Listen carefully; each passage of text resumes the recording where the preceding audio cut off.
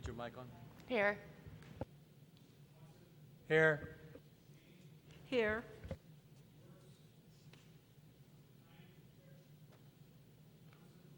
Here. Here.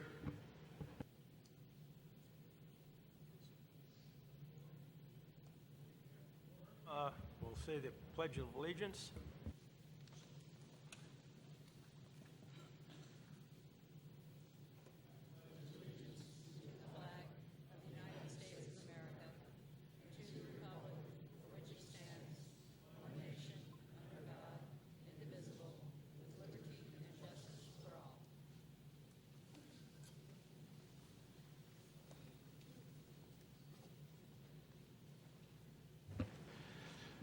Okay, the first item on our agenda are the discussion items, and we will start with item A, a presentation by our president with an overview of the preliminary budget. Thank you, and good evening, everyone. This year, again, it appears that from predictions gleaned from analyzing our budget speed in fiscal 19, that we'll end fiscal 19 with revenues exceeding expenditures. Once again, the faculty and staff, in particular the administrative cabinet and the finance and accounting division, the people you'll be hearing from tonight, did a remarkable job of staying on budget and responding to challenges in state funding and enrollment, while at the same time working within our established budget for fiscal 19.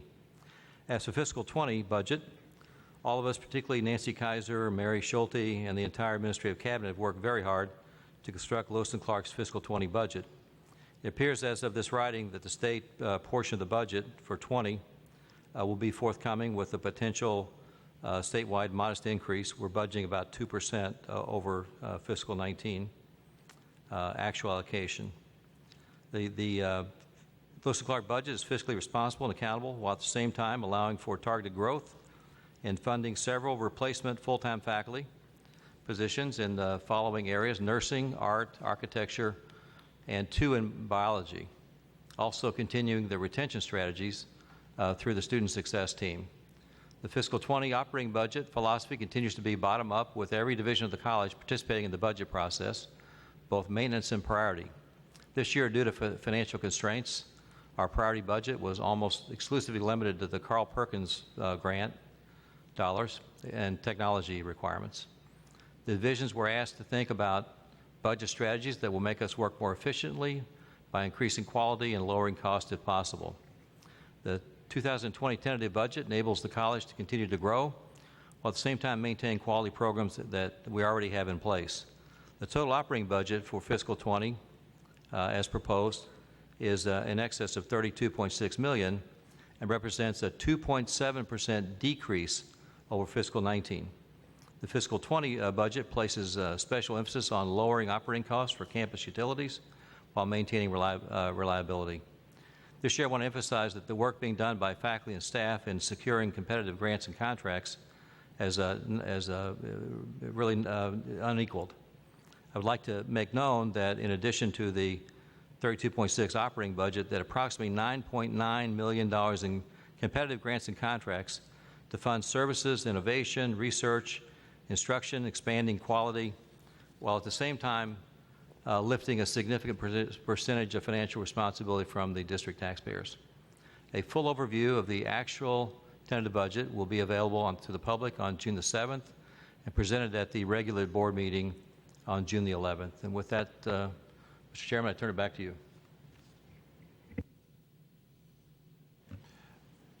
Thank you very much. Any questions?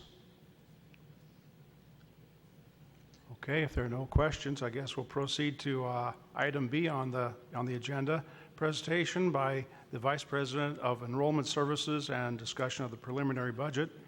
Vice President of Enrollment, Kent Scheffel. Good evening. It's my understanding you wanted a little bit of background as well. I actually started at the college in 1992 as the coordinator of the radio broadcasting program and have held various public relations and marketing positions at the college, as well as various administrative positions since that time, currently serving as Vice President for Enrollment Services.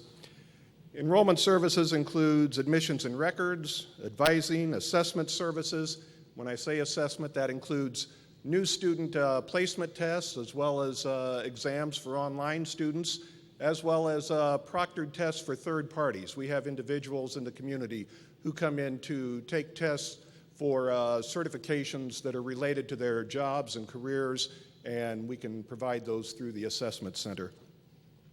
We also have career and veteran services, community education, which are our non-credit courses, financial aid, the high school partnership program, which is dual credit courses, the N.O. Nelson campus in Edwardsville, as well as the community education centers in Carlinville and Jerseyville, and the bookstore.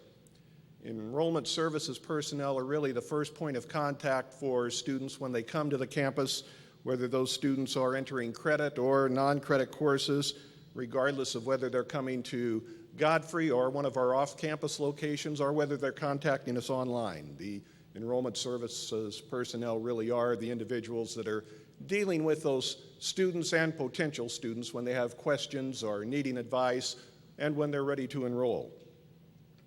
Our budget for the coming fiscal year is $2,572,000. Not included in that number is the work done by the financial aid department. This past year, the financial aid department awarded $10,221,000 in financial aid. That includes Pell Grants, which are provided by the U.S. Department of Education. We also have to process paperwork for students who are seeking loans from third parties. It includes processing VA benefits, MAP grants, the Monetary Assistance Program, which is conducted by the state of Illinois, referred to as MAP grants. There are federal grants for students as well. The student worker budgets are monitored by financial aid, as well as several of the scholarships that are awarded through the college. Last year, about 35% of our students received some type of financial aid. We have 40 employees in enrollment services. The salary total is $1,625,000. As I said, enrollment services works with all students, regardless of whether they're credit, non-credit, or dual credit. We touch all of them. The students funnel through the enrollment services department for enrollment, for testing, for grades, ongoing services from academic advisors, financial aid, career and veteran services. They're there for graduation, as well as to help students in transferring to another institution. About half of our students will move on with an associate's degree because they plan to transfer elsewhere. Just to give you some idea of the volume in academic advising alone in the 2017-18 academic year, the advisors had 5,880 appointments with students. There were 1,603 walk-ins, plus another 845 students who took part in the new student orientation program. We've been very deliberate through the years in trying to control costs and operate as efficiently as possible.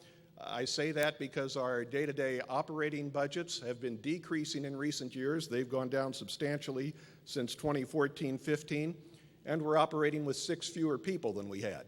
So by necessity, we've needed to look for efficiencies. Have needed to look for ways to cut expenses and just become a more streamlined operation. We've taken a number of steps in recent years to do that. We've looked at scheduling of staff. We've looked at combining services. We've looked at combining positions. For example, Terry Lane, who spoke to you at our last board meeting, he was hired to run our veteran services operation. He's now running both career and veteran services. It was a situation a few years ago where that position became open, and rather than filling it, it was merged, and he ended up with both.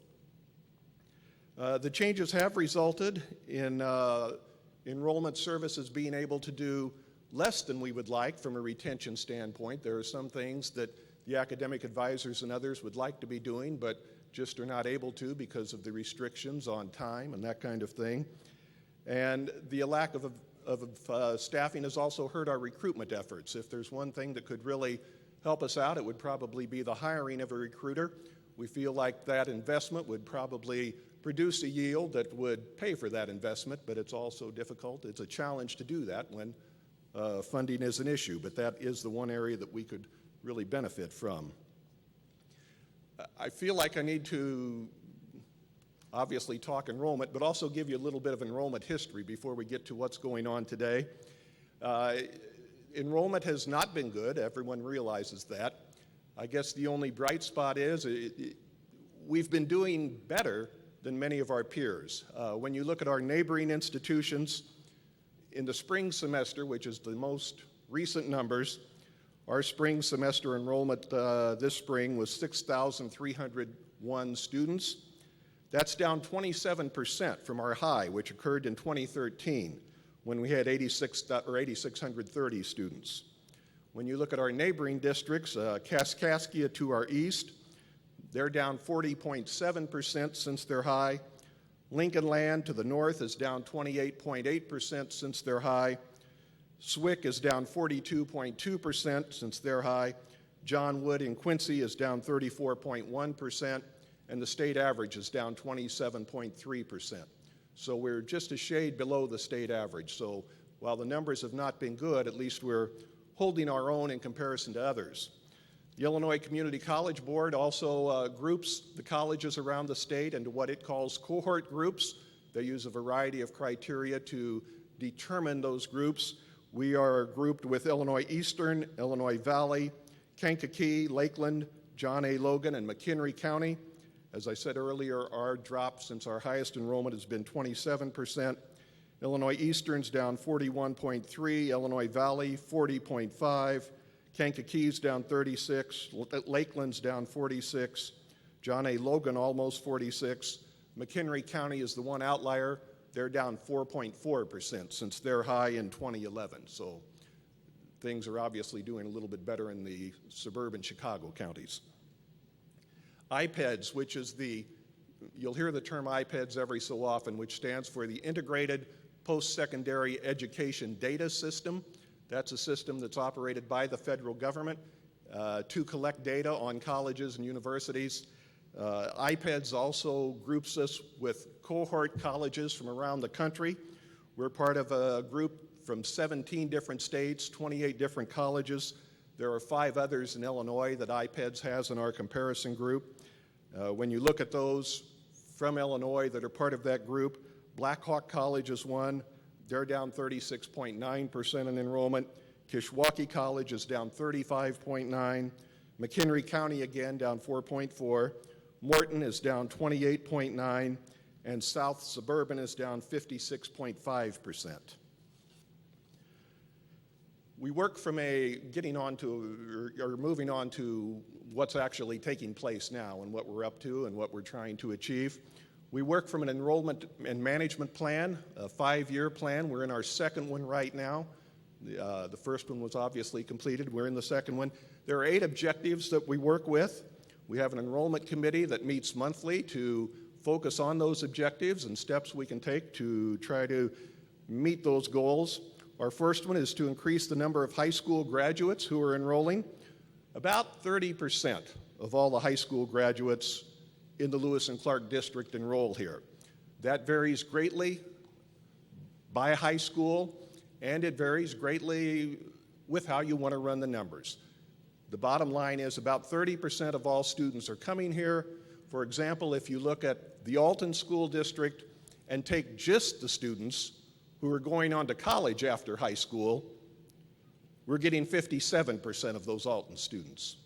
SIUE got 9.5%. So the numbers vary greatly depending on how you want to look at them.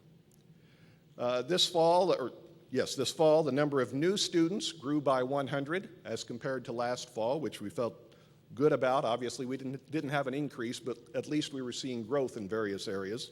The number of freshmen grew by 169 in 2018 as compared to 2017, so that was a plus.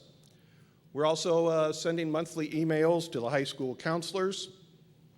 We do early bird registration where we bring in high school seniors and have them register in the spring just so we can be sure to get them locked in. It also gives them the opportunity to go through the enrollment process in a little more relaxed environment, gives us a chance to get them through orientation. They can get the classes they really want. This spring we had 446 students take part in the early bird enrollment, and that was about 5,000 credit hours that generated for us. We have what's called Discover Day twice a year. We do that on President's Day and Columbus Day. Those are days when most of the high schools are not in session, so we invite the students and the parents to come to the campus. Those are days when we are operating, so students have the chance to see the labs, see the classrooms, see the different courses as they're taking place. They can talk with instructors. They can talk with the various student service personnel on campus. That's been successful for us. In the most recent one, we had about 100 students attend. We had about 300 people in all. They're bringing parents with them, grandparents, whatever the case may be. We're doing continual visits to the high schools for recruitment efforts. Both enrollment staff as well as academic program coordinators are making high school visits. And we also try to conduct events just to get students to the campus, get them interested in Lewis and Clark. We held our first career signing day this spring for students who were going into vocational programs to have them sign a letter of intent to enroll with us the same way an athlete would sign a letter of intent. We have our Silver Medallion Banquet. For those of you who aren't familiar with it, that honors the top 8% of the graduating seniors from all the high schools in the Lewis and Clark district, as well as a couple of high schools from outside the district that have heard about it and want to take part. We also have our annual Trebuchet contest. Trebuchet was discussed at our last board meeting, what works like a catapult when the students come in to compete in building the trebuchet and writing their reports on it. We actually knew that program was very successful when we were at Bunker Hill High School one day, and the trebuchet trophy was right next to the basketball trophies. We knew at that point we'd made it. Our second objective is to increase the number of dual credit students who enroll at the college. I mentioned that we get about 30% of all high school graduates. When it comes to dual credit graduates, we're getting right at 37%, so we're getting a higher percentage. We do not charge for dual credit. Since 1999, high school students have received 451,000 credit hours through the dual credit program. Based on Lewis and Clark's tuition, the savings for families has been $45,776,000. So it's a substantial program for the students and their families. We'll generally have around 2,800 to 2,900 dual credit students per semester, in the neighborhood of 15,000 credit hours. The schools want more. Our biggest challenge with that are the credentialing requirements that are in place with the Higher Learning Commission and the Illinois Community College Board. For instructors who are going to teach transfer level courses, they have to have a master's degree and 18 hours in the subject. Let me rephrase that. They either have to have a master's degree in the subject area or a master's degree with 18 graduate hours in the content area in order to teach. The state is looking at possibly easing that somewhat. That's still a little up in the air, though, so we're not sure where that's going. But the schools at various times have contacted us when they're interviewing potential instructors to say, here are the resumes. Which of these resumes is qualified to teach dual credit? Which of these teachers could we use to either continue our dual credit classes or offer new classes? We are NACEP accredited. That's the National Alliance of Concurrent Enrollment Partnerships. That's the national dual credit organization. We're one of 107 colleges and universities across the country that have that accreditation. Mary gave me a figure just a couple of weeks ago. In the latest fiscal year, I believe it was, dual credit generated right about $800,000 in apportionment from the Illinois Community College Board for us. So it's also, while we don't charge, there's a substantial amount of money coming in from ICCB as part of that program. The high school faculty work with the Lewis and Clark faculty in a number of ways. They work on curriculum alignment for dual credit. We have on-campus professional development for the high school faculty members. That's done as part of our dual credit accreditation. We have to do that professional development every year. Our faculty visit the high schools and are talking with those teachers. We also have high school faculty on our program advisory committees here at the college. Our third objective is to increase persistence, retention, and completion as it relates to enrollment services. As part of that, we have advisors contacting students about enrolling in the upcoming semester. That's an ongoing project that happens every semester. Advisors are sending congratulatory emails to students who are on the dean's and president's list, just to offer that word of encouragement to keep them focused and keep them moving. We contact students who have been removed from classes for non-payment. Those are students that we refer to as being purged. There was a time a couple of years ago when, prior to the start of a semester, when you looked at those students who had not either paid their bill or accepted their financial aid or completed their loan process, about 35 to 40% of them were getting purged, and we were literally taking them out of the system because they hadn't done what they needed to do. We've been very proactive on trying to work that, and now those numbers every semester are down in the 15 to 20% range, which makes a big difference in the ongoing enrollment. Advisors have been working with reports from the National Student Clearinghouse. The National Student Clearinghouse is also a federal operation that tracks students from the time they're in high school until they've completed a college or university degree. We can get reports from them to track students who have stopped attending, but we know that they haven't transferred to any place. So when we get those reports back, we're able to contact those students because we know that after we get those reports, we know that they should be enrolled somewhere and they're not. So those are students that we work on as well to try to get them back into classes. The advisors are also contacting students when they reach the 50 and 75% completion levels to encourage them to continue and remain enrolled. And we're also contacting students who are on probation. Quite often those students can walk away very easily because they feel frustrated, feel down, and a word from someone at the college quite often is all it takes to keep them motivated, to keep them feeling like they're a part of something, and to get them back in classes. Our fourth objective is to increase enrollment at the N.O. Nelson campus. We're conducting additional student activities, additional student events at the campus now. We've opened a Career and Veteran Services office at that campus. College for Life classes are being added this fall.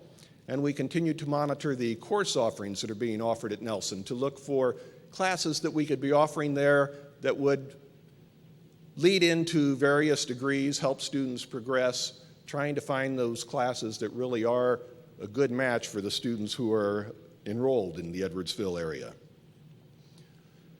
Number 5, we would continually work to increase adult enrollments.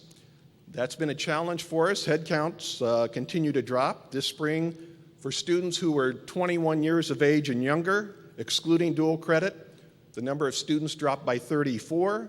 But when you look at students who were 22 and older, they dropped by 135 this spring. And adult enrollment traditionally suffers when the economy is good. They can find work, they don't need training, they have a job, so they don't go to school. Once that economy starts to turn down, or once they start hearing talk of potential layoffs or cutbacks, adults get nervous, and one of the first things they'll do is think about taking more classes so that they're more qualified and better able to maintain that position they have.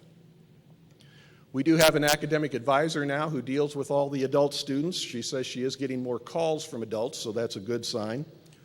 We do accept prior learning assessments for work experience.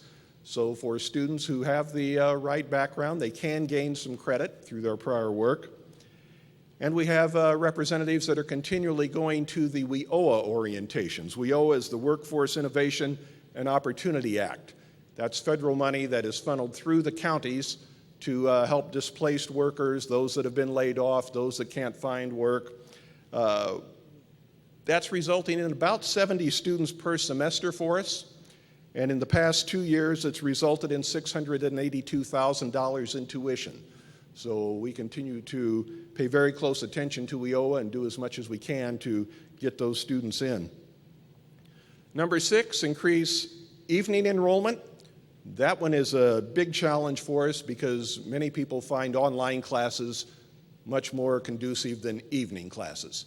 Before the online classes came into being, evenings were a big factor for us, and they're just not the factor they used to be because the online is much more convenient for most students. The spring evening enrollment dropped by 87. Number 7, we're always looking to increase the number of students in low enrollment programs. We have worked with a company called MC that does market data analysis, and they've been able to give us data that shows which positions, which jobs, which occupations are really in demand. That has helped us to look at what we need to be marketing because we can see what's in demand and match that up with what we have, and it gives us opportunities for marketing. We also look at the individual programs then and try to increase promotion on those programs so that we can get more students going. Number 8, we work to increase minority enrollment. Total minority enrollment for the fall and spring, fall 2018, spring of 2019, was up 4.4% as compared to the previous year. Our black non-Hispanic enrollment was up 6.2%. Our Hispanic enrollment was up 6.8%. The other groups that are included in that total minority category are Asian, Native American or Alaskan, and Hawaiian or Pacific Islander. Those are the federal classifications that we work with. Representatives also took part in Alton's Juneteenth celebration, as well as the Alton Back to School event. Both of those took place at Killian Park. Recruitment sessions have been held with minority students. We have enrollment flyers that are being distributed at churches and with various organizations. And we have a new recruitment effort underway with the Alton Boys and Girls Club. And like I say, those efforts have paid off very well for us. Just some general enrollment information. We have the 5th highest penetration rate in Illinois among urban and suburban districts. What that means is when you look at the number of individuals within a college district who are 16 years of age or older, our penetration rate is 5.8%. So out of all those people in the Lewis and Clark district that are 16 years of age and older, 5.8% of them are enrolling with us. And among the urban and suburban districts, that's the 5th highest. Right now, we're implementing a new recruitment software package. Traditionally, we've tried to track potential recruits by using cards and paper files and whatever we could do. And you make the best of it, but there are a lot of disadvantages to that. There are a lot of things that slip through the crack. This new package will definitely make recruitment much, much easier and much, much more efficient. We received more than, in 2018, we received more than 1,300 web inquiries asking for information about the college. So we have more than 100 inquiries a month coming in, which is good. I hope we can get more. The more we get, the better our chances of getting more students. We made course scheduling changes in the fall of 2019 in an effort to produce more efficient schedules for the students. We're also implementing a course scheduling software package so that we can see the bottlenecks from a scheduling standpoint and make sure that we can eliminate those. We've just this semester or this spring gone to year-long enrollment. So if you're a student, you can now have an appointment with an advisor in the spring and have your entire year mapped out, and you can enroll for the entire year. We already have about 30 students enrolled for the summer of 2020, over a year from now. And just as a piece of information, we do track enrollment by zip code and by county. So from a county standpoint, as you would expect, Madison County is by far our biggest. Madison comprises about 60% of our enrollment. Macoupin makes up 18%, Jersey is 8%, Greene is 4.5%, Calhoun is 2%, and then the remaining 7.5% is comprised of out-of-district students that could be coming from Lincoln Land or SWIC or Missouri or out of the country, wherever. One more item that you was not asked for, but I think you probably should be aware of because it's going to be happening in the next month or two, and that's our ICCB recognition report, which is due this summer. ICCB uses the term recognition. Basically what they're saying is accreditation. It's their way of ensuring that the institution is meeting all of the standards and following all of the procedures that are required by the Illinois Community College Board, by the Illinois Board of Higher Education. So it's a 5-year cycle. Every 5 years we have to go through this. If you receive recognition status, it's for 5 years. There's nothing more, nothing less. Unless you're in trouble, then you may get less. But otherwise, if you just are recognized, it's 5 years. We have departments throughout the campus that are working on this self-study. Basically, every department on campus is taking part. The standards are related to academics, student services and academic support, finance and facilities, and institutional research and planning. ICCB has 43 points that have to be addressed in that self-study. So with 43 different items, obviously, it's touching on the entire campus. There are also 11 documents that need to be provided in addition to the report, such as the college catalog, the faculty handbook, the board policy manual, and collective bargaining agreements. And coming up probably in July, a letter will also be needed from the board or its designee requesting the continuance of our recognition status. And right after we get that letter, then we will be submitting the documentation to ICCB to asking for the continuance of our recognition status. So just wanted to make you aware of that because it is coming up relatively soon. Yes? So Mary may have to answer this. You said you have a budget of $2.5 million. Is that student services? Is that what that's called? Or it's called enrollment services, but most of it is, I shouldn't say most, it's related to student services, yes. Because when we look at the budget document, I don't know if I don't think there's a category that says enrollment services or student services, so that's what's a little confusing. Right. That big title includes the advising budget, the financial aid budget, et cetera, et cetera. It's broken down into much more detail under those individual categories. Okay, and with regard to enrollment numbers, and when I was going through the campaign, I was looking at the ICCB website, which is very, very useful, has lots of information on it. And I saw the enrollment numbers, and it said that I think the numbers I looked at were 2017 at that time, and that 42% of our enrollment were high school students. But the average in the state, I think it was like 11%, somewhere in there. We really stuck out in that regard. And I'm concerned that I hear of people, it seems like this is a recent trend. I have kids that just graduated from high school over the last 6-7 years, and everybody is so excited because they can jump right to the university with, as a sophomore. And so I'm wondering, are we unusual in that we're doing that, and is that a bad thing? Are people skipping Lewis and Clark because they have enough credits to just go right into university? And what are your thoughts on that? Good question. We were one of the early adopters of dual credit. We have one of the largest programs in the state, which is why our numbers look so much bigger.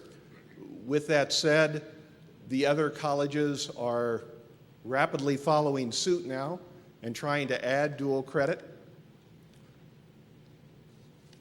There are two sides to this coin, and I'll say to the faculty will say, we may have gone too far with dual credit, and I understand their concern. I would say, and once again, this is just opinion, I have no data to back this up. One of the things that faculty are concerned, let me back up a little bit. The faculty members who are running career programs, those program coordinators, seem very pleased with dual credit because it's a feeder program for those faculty members. Those students are coming here for the welding, for CAD drafting, for automotive, et cetera, et cetera. And not planning to go to a university? The biggest concern is among the liberal arts faculty, and I understand their concern. None have gotten laid off, but their classes are not as large anymore. Yeah. So I understand that concern.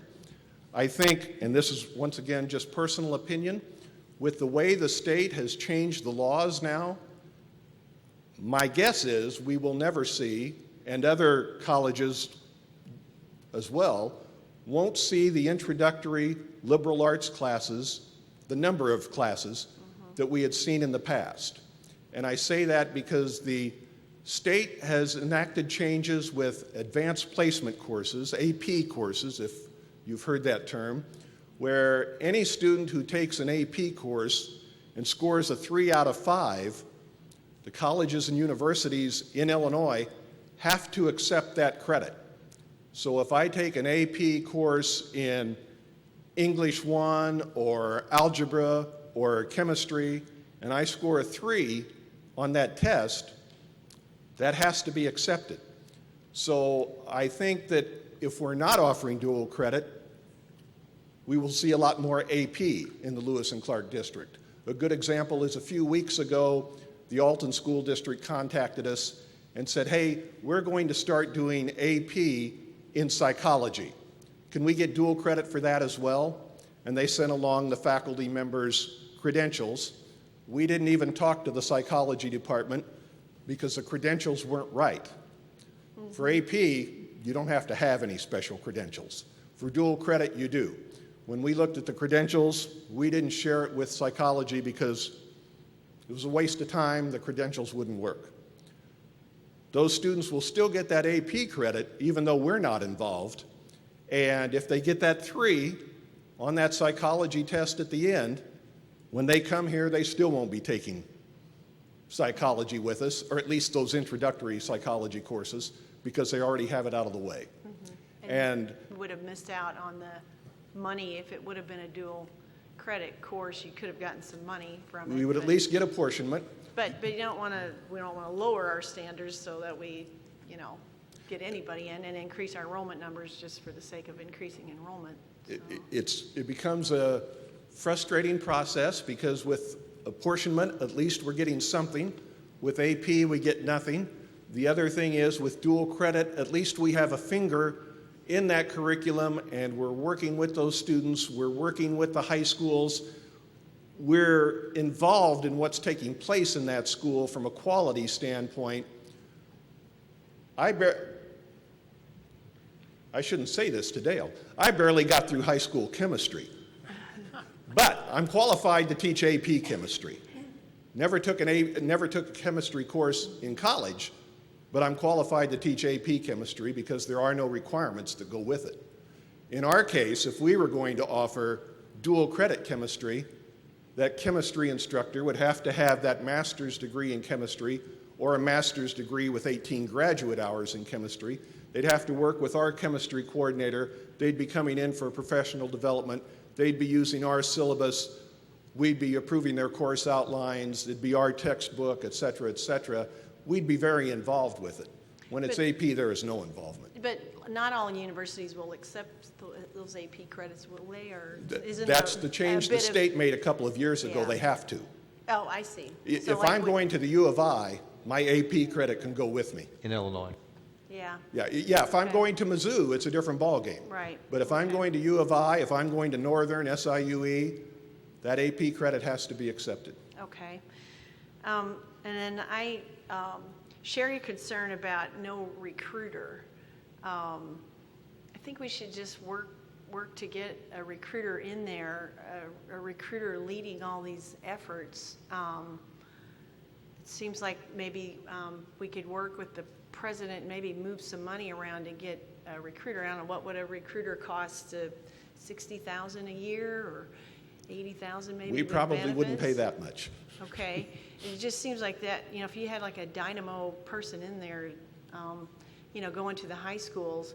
I remember when I thought back when I went to Lincoln Land, why did I go there? I went to Lincoln Land in Springfield, and there are a couple of reasons. Well, my brothers went there, and it was very successful. They got associates, and then my guidance counselor there at the school, when I talked to him about what I was going to do, he'd just pull a book right out and say, oh, well, at Lincoln Land you can do this, this, this, and all you have to do is, and so the guidance counselor was very in tune to what was happening at the community college. Do you feel that that's the case in all the high schools in our district, that the guidance counselors are recruiting, or do you have a relationship with all of them? We have them in annually. We have a counselors conference where they come in for the day. We go over new programs, changes in programs. We have our academic personnel meeting with them. We have different program coordinators meeting with them. We're sending them a monthly email. We're in constant contact with them because of dual credit. With that said, some counselors are much more in our corner than others are. Okay, and I hate to monopolize here, but I've just got one more. So as far as money goes, I talked about your budget. I noticed in the budget that there's a line item for high school partnerships, $159,366. Do you know what that is? That was the total. That would include salaries. That would include... So whose salaries, like people? I'm sorry, we have 2 full-time people. That are here. That are here, that are dedicated designated to that program. full-time Okay. to high school. So it's not somebody Yes. at the high school? No. We have 2 full-time employees here that are doing nothing but dual credit work. And then there are a number of individuals on campus as well as at N.O. Nelson and our community education centers that we pull in to help at various times throughout the year as well. Yeah, and that's something I'd be interested in seeing in the future, like how many students we educate at each one of these outlying centers. Because when I look through the budget and like the bills in the April board book, for example, there's a lot of money being spent on utilities at all those locations, security, lawn, landscaping bills and all that in there. How many students are we serving there, and is it worth it to have those buildings there? Are you the person who analyzes that? I can't get you that number or I don't have that number off the top of my head, but yes, I can get you that number. Yeah, and have you thought about, how many students you have there? Is anybody doing any kind of analysis? So like in Edwardsville, for example, that's a very expensive place to run, and I know we have those process things going on there. And maybe the president can answer this, is like, let's take Carlinville, for example. How many students do we educate in Carlinville, and we have a building there that we're paying for, et cetera? Not proposing that we shut it down or anything, but who is doing that analysis? We have looked at that in the past, and it becomes a very challenging situation because the numbers are here, but you've also got the community side to consider. And what kind of implications does it have in the community when suddenly that facility serving that community, that county, is closed down? So it's a balancing act. I thought, I have a few things here. I thought dual credit courses were mostly conducted at the high school Correct. campus, right? They're not, Right. they're not conducted at the special facilities in like Carlinville, for example. No, they're at the high schools. At the high school, okay. Did I understand you correctly to say that that dual credit courses generate no revenue for the college? Is that correct? We don't charge tuition, but we get apportionment dollars back from ICCB, and our most recent apportionment number was $800,000 that they generated. Oh, okay, gotcha. And just two other little things. You mentioned internet classes and how the internet classes are hurting evening enrollment in that. Do we offer internet classes? How well are we doing on that? We're doing well on that. I would have to look up the numbers, but I think in the spring we had around 900 students taking online courses. Okay. And one other thing, and I know nothing about apps, but I hear that they're a good thing to have. And I wonder, does Lewis and Clark have an app for our high school students? You'll give them an app, and then they can develop more ties with Lewis and Clark, maybe? We have had discussions about it. We don't have a formal app. Our website is set up so that you can use it through the phone.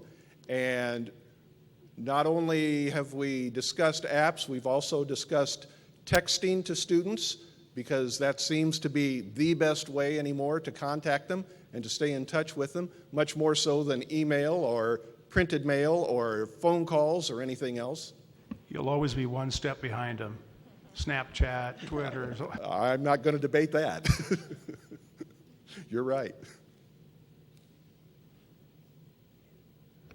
Overall, Kent, based on the state of Illinois, we're faring well as far as compared to decrease in enrollment. Is that what I'm getting from your report? Compared to others in the state, we are, yes. Yes. Have we suffered decreases? Yes, we have. Like everyone else? Yes. Okay.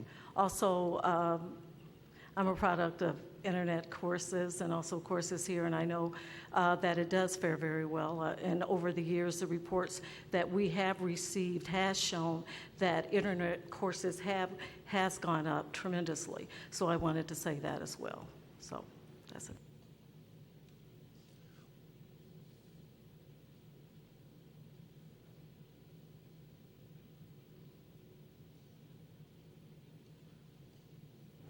Okay, I think we're ready for the next item on our Thank you. agenda, if there are no other questions. Yeah.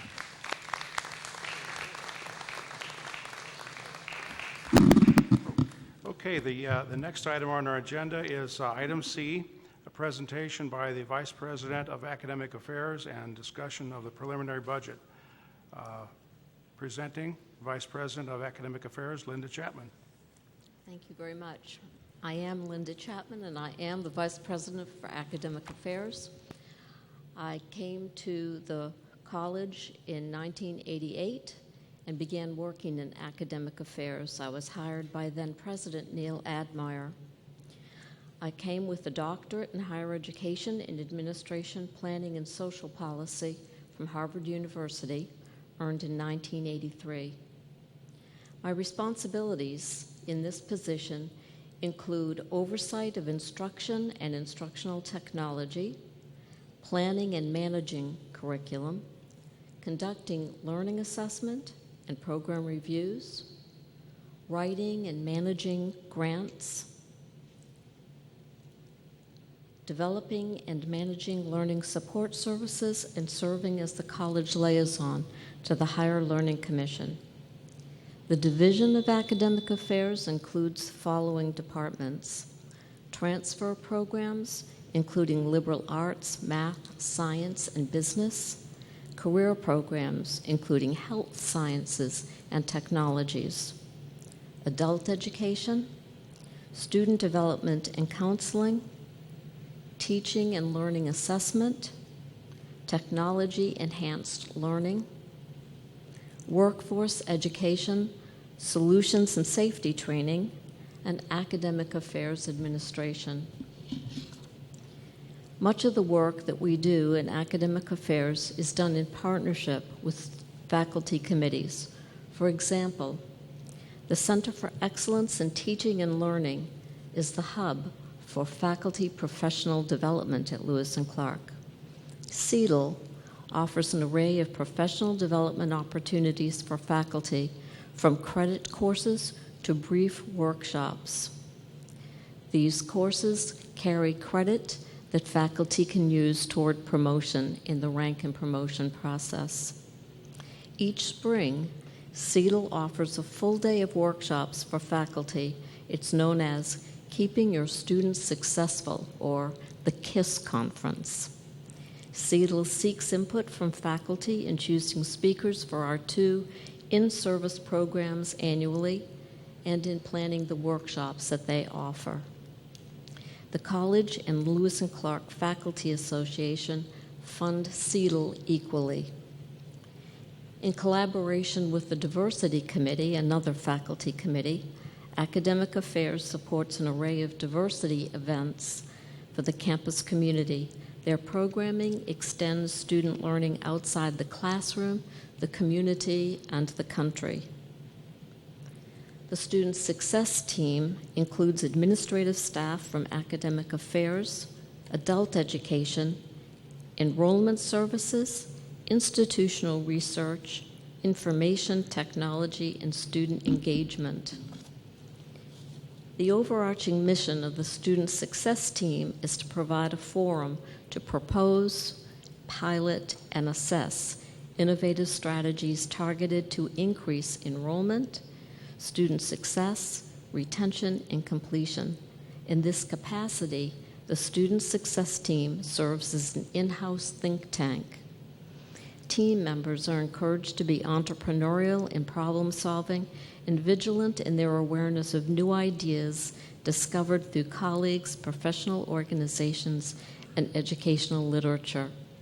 In fact, Julie's question about looking at the balance with dual credit versus more students in seats at Lewis and Clark, that's the question that we're asking ourselves right now. Began that in the spring and will continue doing that research in the fall.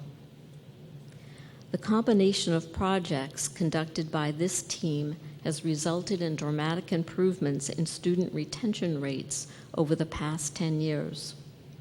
Full-time retention for LC students has increased 37.5% in the past 10 years.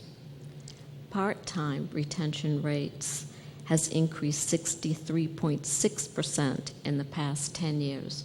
These are students who are retained for a full year, from fall semester to fall semester. In 2017, the average full-time retention rate for the 28 peer institutions that Kent identified is IPEDS data. This is federal data. We're matched with like-featured community colleges. So using IPEDS data, the average retention rate for 28 peer institutions was 58%. Ours was 68%. In 2017, the average part-time retention rate for these 28 peer institutions was 38%. For Lewis and Clark, it was 54%. Our graduation rates were increased and equally impressive. Lewis and Clark's graduation rates for first-time, full-time students increased over 95% in the past 10 years. In 2017, the average graduation rate for 28 peer institutions was 28%. Ours was 39%. This research is using IPEDS data, and it's the work of our institutional research staff. The purpose of academic affairs is primarily instruction. That includes credit and non-credit courses, online, face-to-face, or web-blended formatted classes, workshops, and training programs. Faculty create new courses and programs. They revise courses and programs and convert face-to-face courses to online formats. These changes are approved first by the Academic Affairs Committee, forwarded to the Curriculum and Instruction Committee, again, a majority faculty committee. And then we seek approval for new courses and programs from the Illinois Community College Board, the Board of Higher Education, and in the case of new programs, from the Higher Learning Commission. We also support student learning through the effective use of instructional technology, counseling services, advising services, tutoring services, and other support services for students with documented disabilities. To strengthen or maintain the quality of courses and programs, Academic Affairs annually conducts program assessment. Assessment of career and technical programs, liberal arts and sciences disciplines, and student support services is conducted according to a 5-year schedule issued by the Illinois Community College Board. The college adds 2 interim reviews in this 5-year period. We use those interim reviews to maintain continuous program assessment, which is recommended by the Higher Learning Commission. Program reviews are developed by program coordinators over a 7-month period. This is a very data-centric process. It's facilitated by the transfer dean and institutional research staff. The interim reviews are conducted by the vice president, and spreadsheets are maintained on program changes over a 5-year period.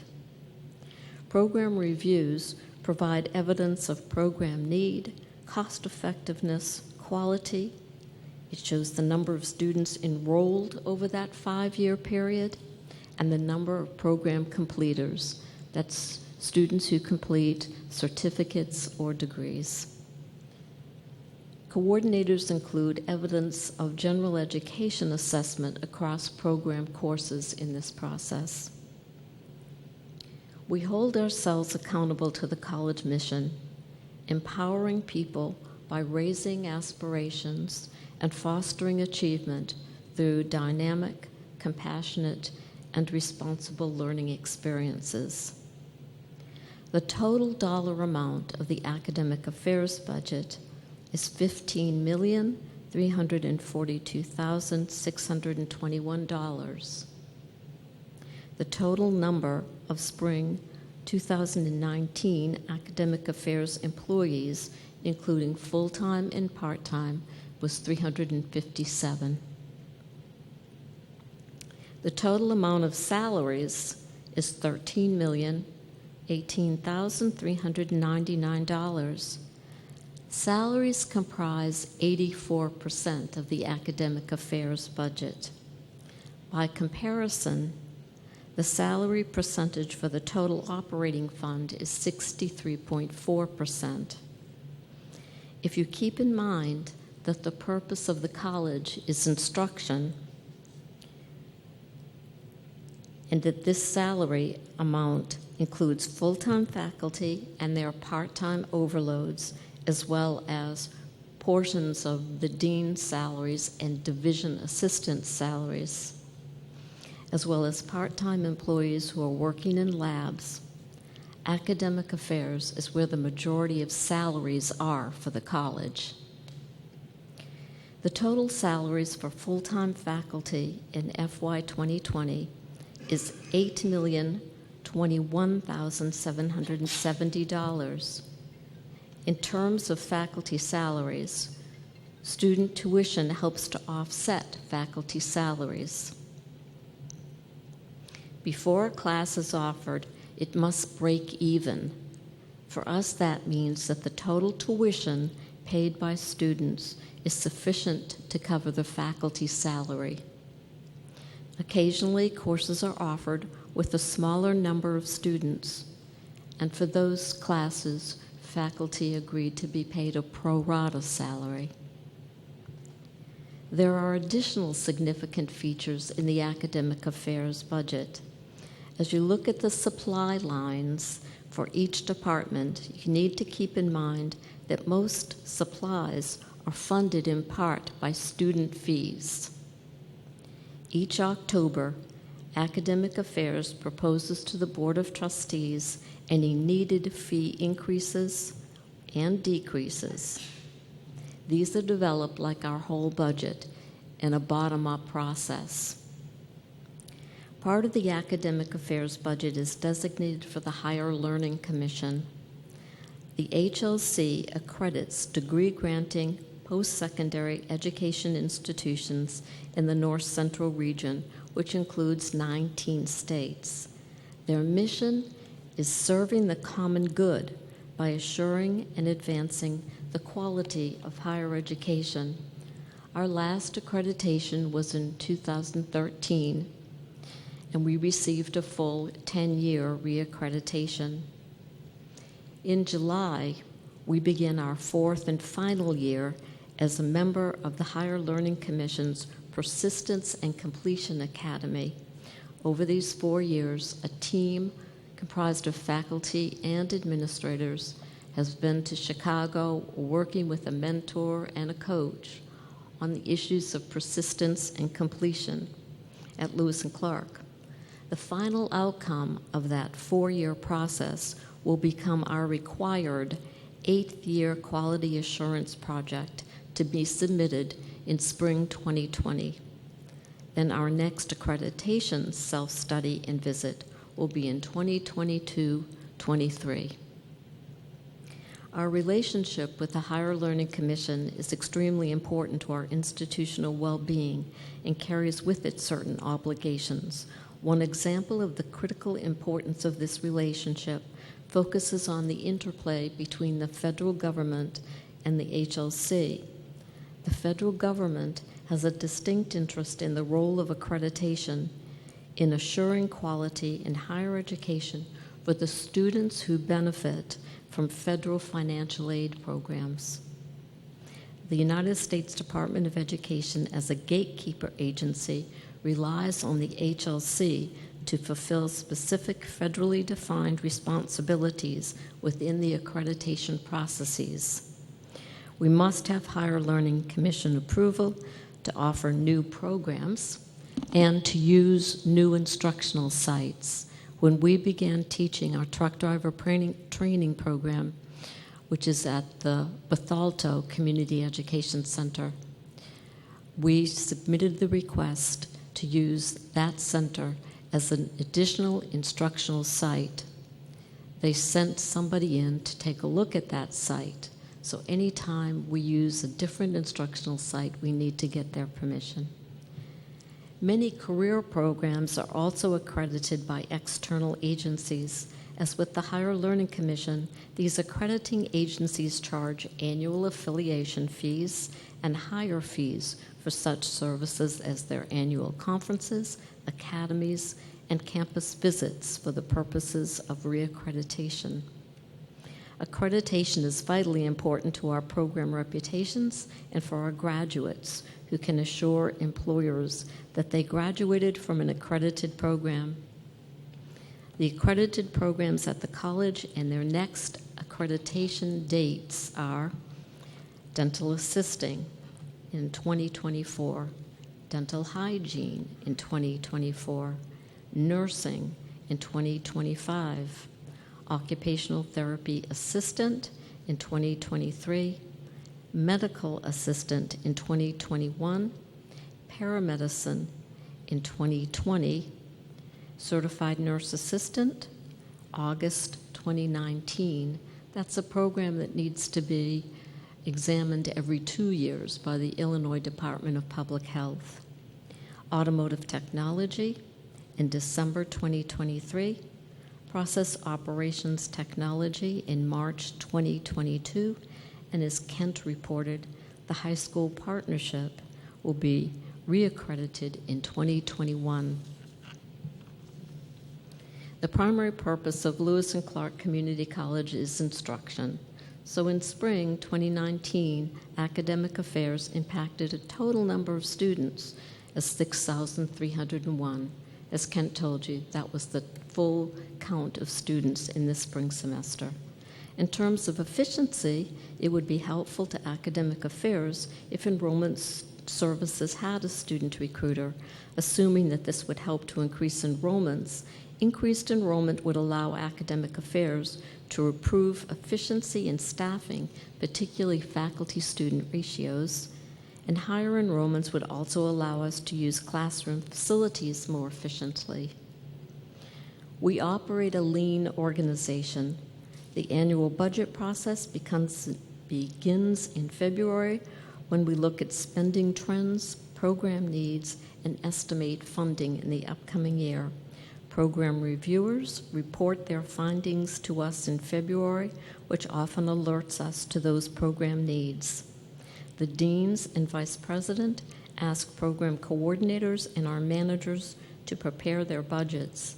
We use that information and spending trends historically to develop a budget.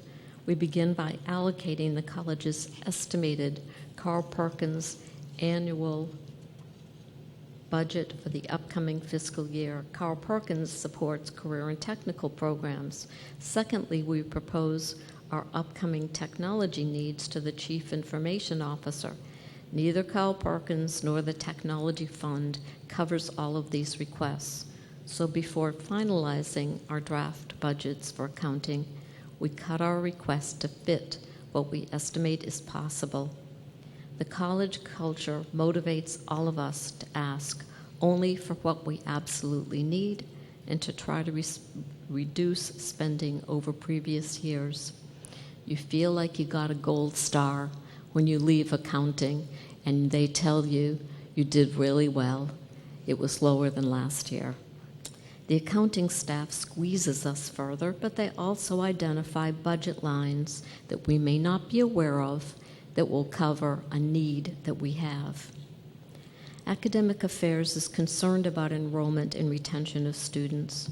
As an example of that concern, a group of primarily career and technical education faculty conduct regular Friday visits to high schools where they meet with student groups and talk about their programs. Health sciences faculty attend career fairs where they talk to prospective students. Restoration ecology students and faculty volunteer to assist in public projects, giving them an opportunity to talk about careers in that field. Criminal justice faculty host a summer FBI Academy, bringing high school students from the district to campus to learn about the range of opportunities in criminal justice. Our coordinator of management volunteers to work with the CEO class that helps high school juniors and seniors see the job opportunities available to them in their own communities and to better prepare them to meet those challenges. Academic administrators attend regularly scheduled meetings with high school counselors and high school principals to present new college programs. We also attend open houses to represent our programs and services. Academic administrators work with four-year colleges and universities to develop articulation programs in career fields where there is student interest and labor market need. Most recently, the transfer dean reported to you about a new dual admission program in engineering with the University of Illinois. It's, I think, very reassuring to parents and students when they know that the first 2 years of a program at Lewis and Clark will transfer to a specific four-year college or university with all of their credits transferring. There are many more examples. Our faculty have a calling to teach community college students. Our academic administrators are motivated to support their classroom teaching and student learning, quality programs, and excellent facilities. In essence, we are all working to recruit, retain, and graduate students.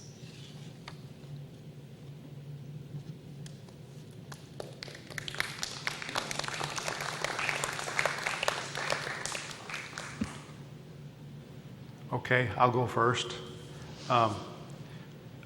Would you say, we had mentioned, excuse me while I adjust my hearing aid a little. I'm sorry, I mentioned what? Okay. Kent mentioned internet courses. And I would assume that responsibility falls under your jurisdiction, so to speak, or not? I mean, who's responsible for internet courses? I'm sorry, I'm just not hearing, Mr. Rust. What course? Internet courses? Oh, they do. In fact, Yeah. the director of Technology Enhanced Learning is here tonight. The program began how many years ago, Mary? 7. A decade, Yeah. more.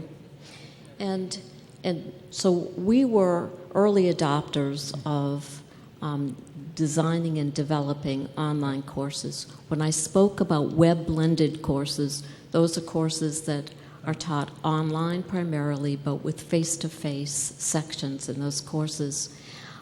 I think that one of the features of our online or technology-enhanced learning program that's very strong is that every 3 years, our online courses are reviewed by a panel of their peers. We have standards that are expressed in a checklist. All faculty who are online teachers have those, and the committee, the Technology Enhanced Learning Committee, uses that to assess those programs. I guess the other next question would be, do you have anything along the lines of entrepreneur courses? I know that's kind of quite a thing with young people now is they. We're talking about the CEO program. Is that what it is? That is what Is that what I heard you mention that? I wondered if it Yes. was the same thing. Yes. Okay. In fact, that's a very fun program, but as I said, the coordinator of management program is actively engaged with the CEO, and 2 of his adjunct faculty members are as well. And if you ever get the opportunity to go to one of those student annual presentations, you should really take advantage of it because they have very creative ideas for new businesses. They need to operate as a new business. And some of those students will come here for an associate's degree, and you see them, and their businesses are still operating and thriving. Creative group of students, it's a good idea. You know, one of the big elephant in the room, of course, is dropping enrollment, and everybody has it across the country. It's not just Illinois. But how could you maybe touch on a couple of things, maybe that ways in which Lewis and Clark is reacting to that? Because that's really the difficult thing is, well, how do you react to lower enrollment? I mean, you could talk about increasing enrollment, but that's probably kind of limiting there just by demographics. How does the college react to that? I think how we reacted to that was, if they come, you will retain them. And so we began looking at what are the factors that retain students at higher levels.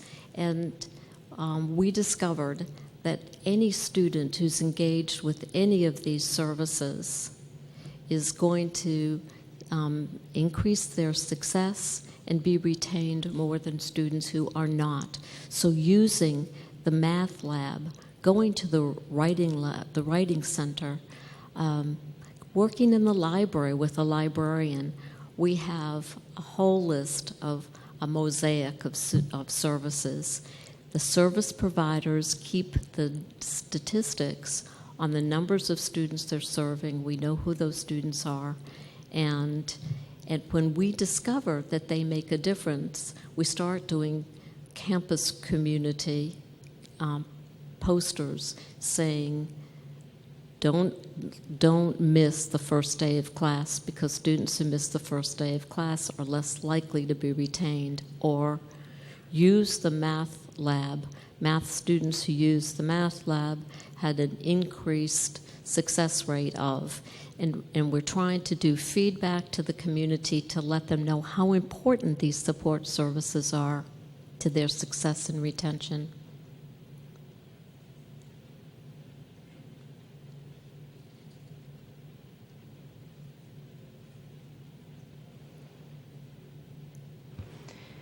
Is the East St. Louis initiative in your area of responsibility?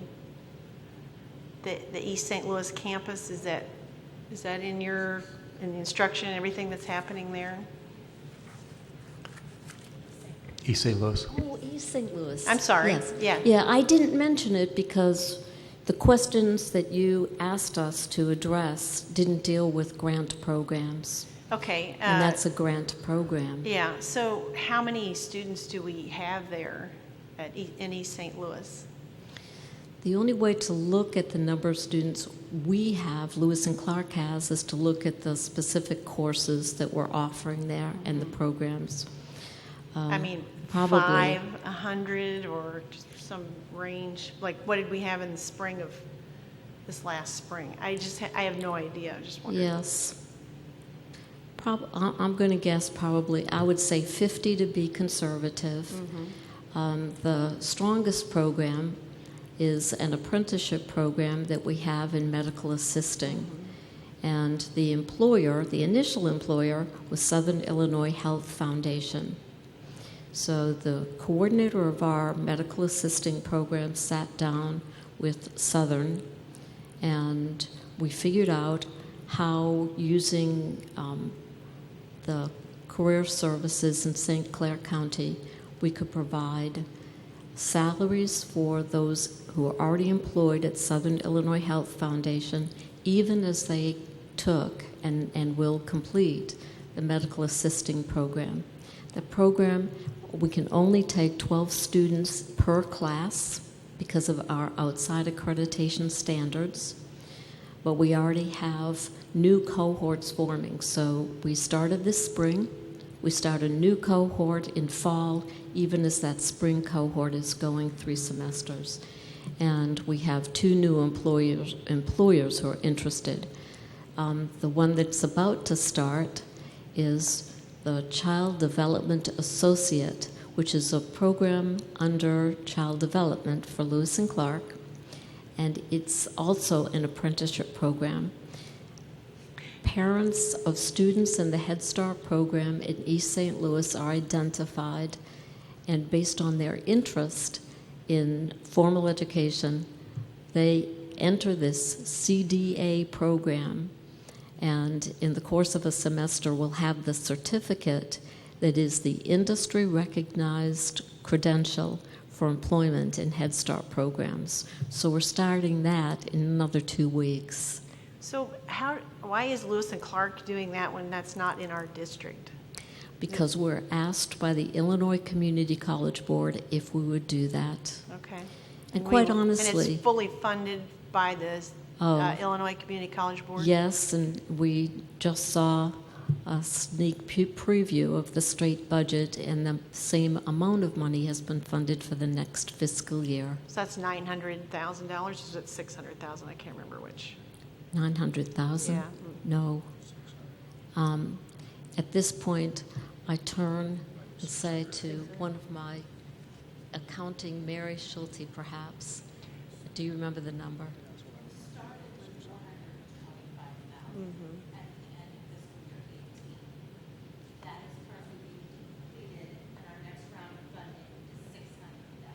So Thanks, that's Mary. something that's like in the state budget from Springfield, or the ICCB, and they get it from the state? Yes. Okay.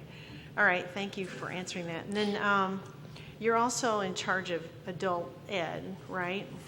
Adult ed? I would say provide oversight, and that Val Harris is very much alive and in charge. Yes, when I looked at the organization chart, it looks like we have maybe 7 people in that area. How many students do we serve exactly, and what's, I'm wondering. Sorry, Julie, I won't be able to just No? guess the Okay. number of students. I can look it up. Okay, just wondered. And let's see. Oh, and you mentioned somehow it came up, faculty to student ratio. I haven't heard those numbers anywhere. I don't remember seeing those numbers. What do we have? Number here? We have calculated an individual break-even rate for every course we offer. Okay. And that is, as I described it, the student tuition is sufficient to pay the faculty salary. So Okay. there's a break-even for every course. Okay.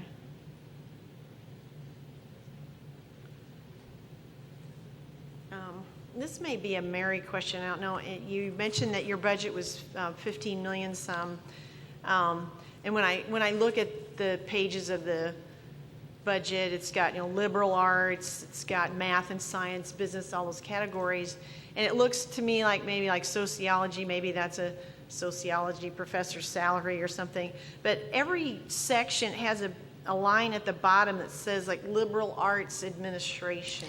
And that line includes portions of the deans and the division assistants Okay. who work with those departments. Okay, like math and science, business administration. So they seem really significant, like very large. For example, like the total budget for liberal arts is 3.7 million, and the administration part is 2.8.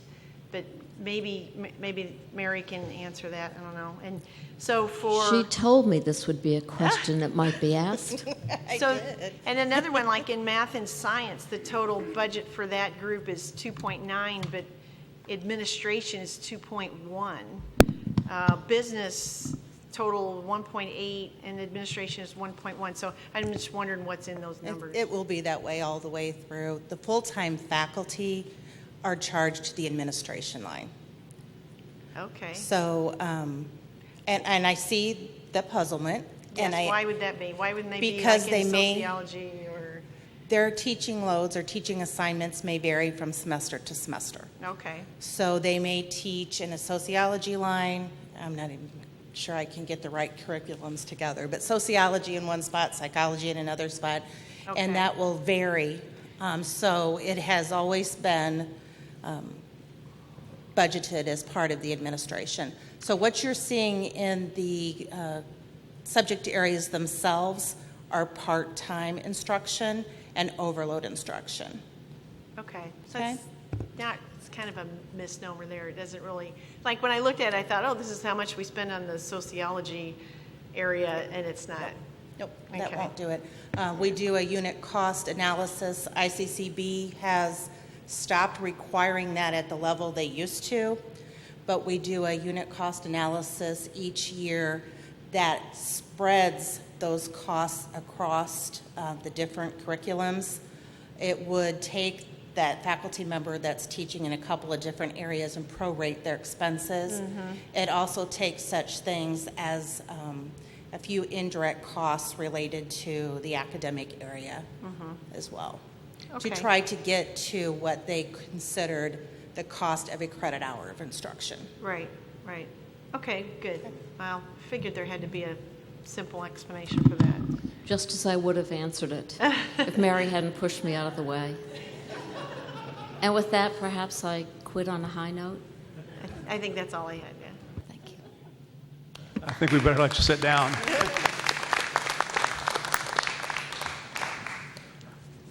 Thank you very much. Okay, that next item on our agenda, as soon as I find it here, is item D, presentation by the Vice President of Administration and discussion of the preliminary budget. Vice President of Administration, Lori Artis. Good evening. So just for clarification, my role involves supervisory and budget oversight of campus safety and security, facilities and maintenance, campus operations, which includes some of our auxiliary services such as dining services and campus events, our campus insurances, and our grounds. It also includes oversight of human resources and legal compliance, capital projects, media and creative services, our public relations department, the Lewis and Clark Foundation and our development activities, the nurse managed clinic, and custodial, which is a contractual service. In addition, I serve as our Title IX coordinator and our FOIA officer for the college. I've been with Lewis and Clark as an employee since October of 2000. I actually started in January of 2000 as an intern in our media services department. So I have a background in public relations, and that's what my master's degree is in. I'm currently completing a dissertation and will graduate in May of 2020 with my doctorate in higher education leadership from Maryville University here in St. Louis. So for the past 19 years, I've served in various roles for the college, and up until becoming a vice president of media and foundation relations. About 4 years ago, our vice president of administration retired, and so my vice president position became combined along with the vice president of administration. So those media and foundation roles I've kept moving forward. At the time we combined those positions, we also eliminated a few other positions, one through attrition, which was the Associate Vice President of Campus Operations and Capital Projects. And we've lost a few other staff positions along the way just for budget purposes, resulting from our freeze and replacing some positions in my particular area. But I would say that there's a wealth of institutional knowledge and experience, especially among management. And in my particular division, they provide consistent leadership in these, what I call, critical support areas for the college. Each of the managers understands the impact that they have on students, although it may not be evident directly. And they see their roles as supportive in helping kind of empower and providing some essential services to students through the services that their departments provide. I work with each of my managers on an annual basis to review their respective budgets. We determine what our budget priorities are for the year. We find places where we can cut and where we can perhaps transfer where we've seen savings from previous year's budgets. And to help us kind of fund what our anticipated projects or maintenance projects, especially that we know are coming, that will need to be dealt with in the coming year. And then after we meet with each manager, we sit down with accounting, as you've heard, and then refine that a little bit even further, and make any other cuts or transfers that we agree on. All of these areas have experienced, or I should say all of the departments under my division have experienced years of decreases to their operational budgets, and they're still finding creative ways to ensure that the funds that they are allocated are used in the most effective way to support the mission of the college. Areas such as facilities and maintenance have probably been the most challenging over the past few years, as cuts to our operational accounts have made it hard to address some of the ongoing building maintenance projects that our historic campus often demands of us. However, we've been fortunate in recent years, for example, because of some of our energy conservation efforts and just some of the bids that we've done for our utilities, we've experienced some savings specifically in utility areas that have allowed us to complete some of these building projects that need our constant attention. We budget conservatively in all departments and utilize any savings that we experience in one area to help fill the gaps in other areas. I have to say that my managers work together to resolve a lot of these funding issues, and I want to commend them just because it sometimes takes a whole team and a lot of agreement to help fill some of those funding gaps.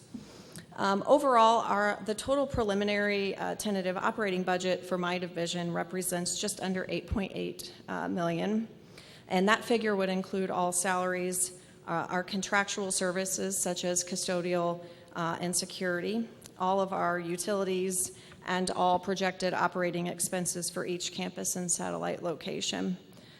The total salaries represent $2,844,548, and that is for 104 employees, 53 of which are full-time and 51 part-time employees. Over the past 19 years, I've had an amazing opportunity to play varying roles, as I've mentioned, in our public relations efforts and helping to build Lewis & Clark's brand. So because of my background in public relations, I feel as though my managers recognize the impact that, although it may not be directly understood, that they do have on impacting enrollment and how they can help support student success on campus. Although it's varied, I can attest that they all help carry out the mission and the vision of the college from their respective positions, and all of our departments play a supporting role for students to serve out our mission. So just a couple examples of the departments that I've mentioned and kind of how we see our role in affecting student success and student recruitment. So, for instance, our campus safety division, obviously we work daily to create a safe environment for our students and our employees and our visitors here on campus.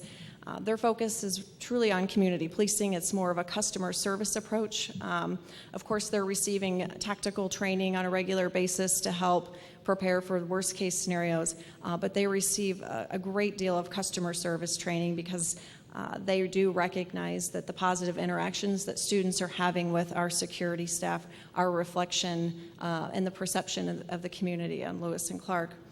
They also provide escorts for students. They provide building unlocks, vehicle assistance. They respond to emergencies. So they are definitely directly involved in helping our students on campus. In maintenance and facilities, obviously our goal is to provide comfortable learning environments for our students, and so they're constantly addressing any HVAC issues or just building issues that happen on a day-to-day basis, but they also help prepare our ball fields and our sports complex for athletic events. They help set up for campus meetings and events such as this. They're responding to campus emergencies 24/7. They're keeping our campus clear of trash and debris, and of course keeping us open at all times during winter snowstorms, although I'm sure our students would say that's not in support of them always. In campus operations, obviously our campus events department we strive to do what we can to support our community and the events that we host here. And I would say that that division specifically recognizes the role they play in sort of a public relations role, because everyone who's on this campus is either a student, a potential student, or even a donor. Our dining services staff, I have to say, if you walk into our cafeteria any day, they know our students by name. They know their class schedules. They know if they're not supposed to be in the cafeteria during that time. They know when they're set to graduate. They are very involved in student success, and they're often referring, they know when these students are having a bad day, and we've seen it, and they refer them to services. They really are a direct support system for our students. Of course, in human resources, our role is to attract, retain, and train top quality talent for providing instruction and providing those student support services on campus. And of course, making sure that we're hiring people that also represent the college and the community in the best way. The foundation, everything they do is to support students at the institution, from everything, from raising funds for scholarships, endowments, and program support. And our family health clinic, of course, provides direct medical assistance for our students, as well as our faculty, staff, and the community. Our nursing staff members are first on the scene alongside security for medical emergencies, and often know our students by names as well, follow up with them. Our clinic also serves as a for our health science students as a clinical site. It's actually a collaborative practice clinical site, which is quite unique on a community college campus, as is a nurse-managed clinic. We're probably one of the only nurse-managed clinics on a community college campus in the nation. And we see that as a great recruitment tool, especially for those students in our health science programs. And then, of course, we have media and creative services, whose job it is solely to help support enrollment and help support the efforts, as Linda described, of the student success team to promote the accomplishments and everything, all of the positive news that's happening on this campus every day. They manage the college's brand through news stories, through advertisements, through publications, social media channels, and the website. They work 24 hours a day responding to inquiries that we receive on our social media channels. And again, everything they do is in support of recruiting students and creating a positive perception of Lewis and Clark in the community. So obviously, although it's not necessarily, when you think about operations, supporting students or helping out in recruitment or enrollment, I just wanted to give you some examples of how I think our staff sees what their role is in helping sort of address some of the questions that you had on what we're doing in our departments. I think everyone recognizes that the work that they do each day could have an impact, either positive or negatively, on our enrollment and our recruitment efforts. And through our budget review, every department, I would say, is operating as cost effectively as possible, especially given the cuts that have been experienced in past years, and they have truly been creative with how they are handling things that have happened during the budget impasse and still maintaining our quality services and environments for our students. Questions? I'm going first this time. So is most of your budget coming out of the operations and maintenance fund? Is that right? For the most part, there is some overlap in academic support and institutional support as well. Mm-hmm. But most of those departments that I mentioned are represented in the operations budget, yes. Okay, and I noticed in the organization chart, you talked about health services. There's quite a few people that are on the list here. What does it cost to run that department? And I think you said that we're one of the few community colleges that have a health clinic. Mm-hmm. Do we need a health clinic, or is that so we can have our nurses learning there? Or tell me about that. Sure, it's both. So it's not unusual for a college to have a health clinic, obviously. Health services are an essential student support service. Community college, though. Community colleges. Right. Uh-huh. So we've always had at least 2 full-time RNs who provide our health services on campus. And then we had a grant that allowed us to opt to create this collaborative practice clinic.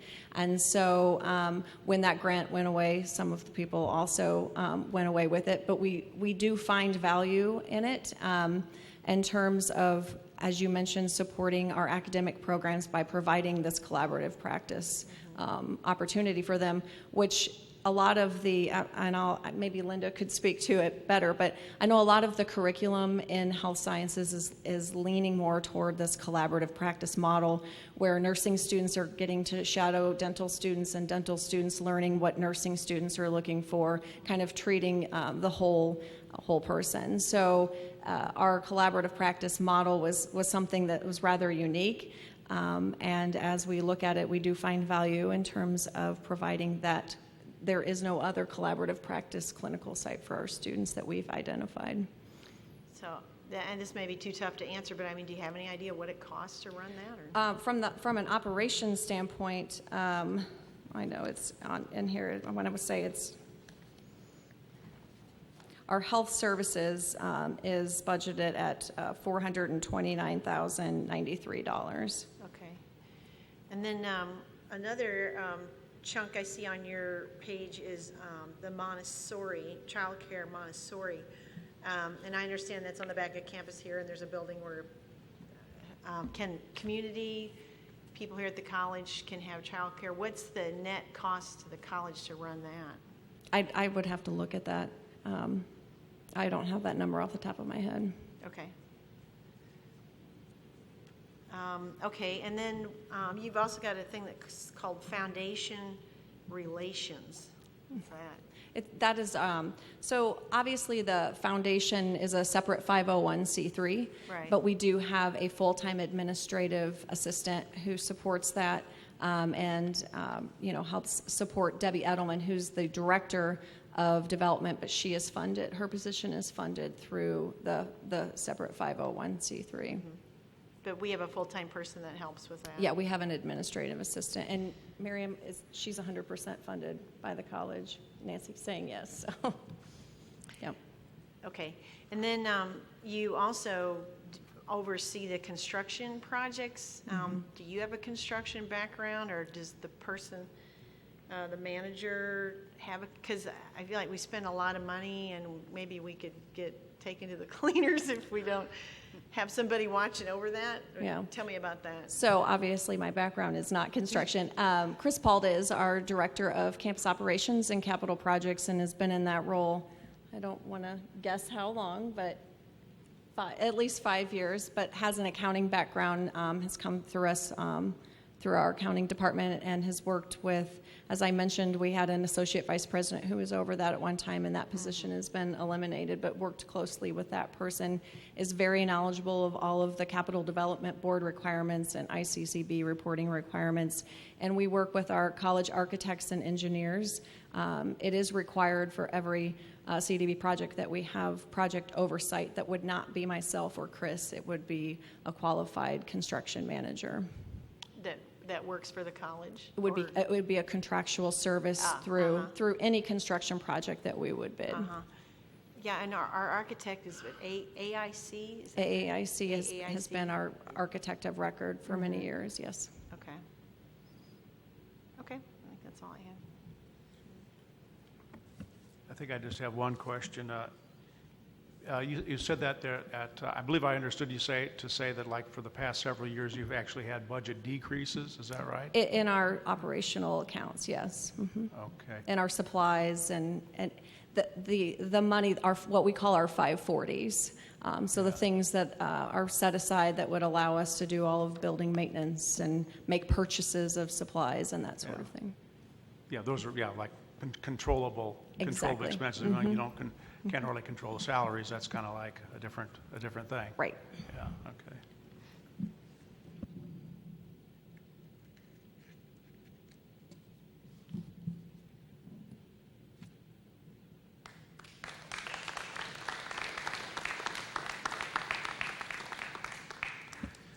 Okay, moving on to our next item, we have item E, presentation by our Chief Information Officer and discussion of the preliminary budget. I would introduce our Chief Information Officer, Jeff Watson. Thank you. I am Jeff Watson, the Chief Information Officer here at Lewis & Clark. I've been in that role now for 3 years. A little background about me. I started in information technology in 1983. I got my position here at Lewis & Clark starting in 1992, working in computer support. In 1999, I became the network administrator, taking care of our campus network and file servers.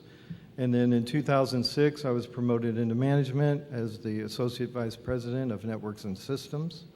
I held that role until 2016 when the current Chief Information Officer left the college, and I took that role.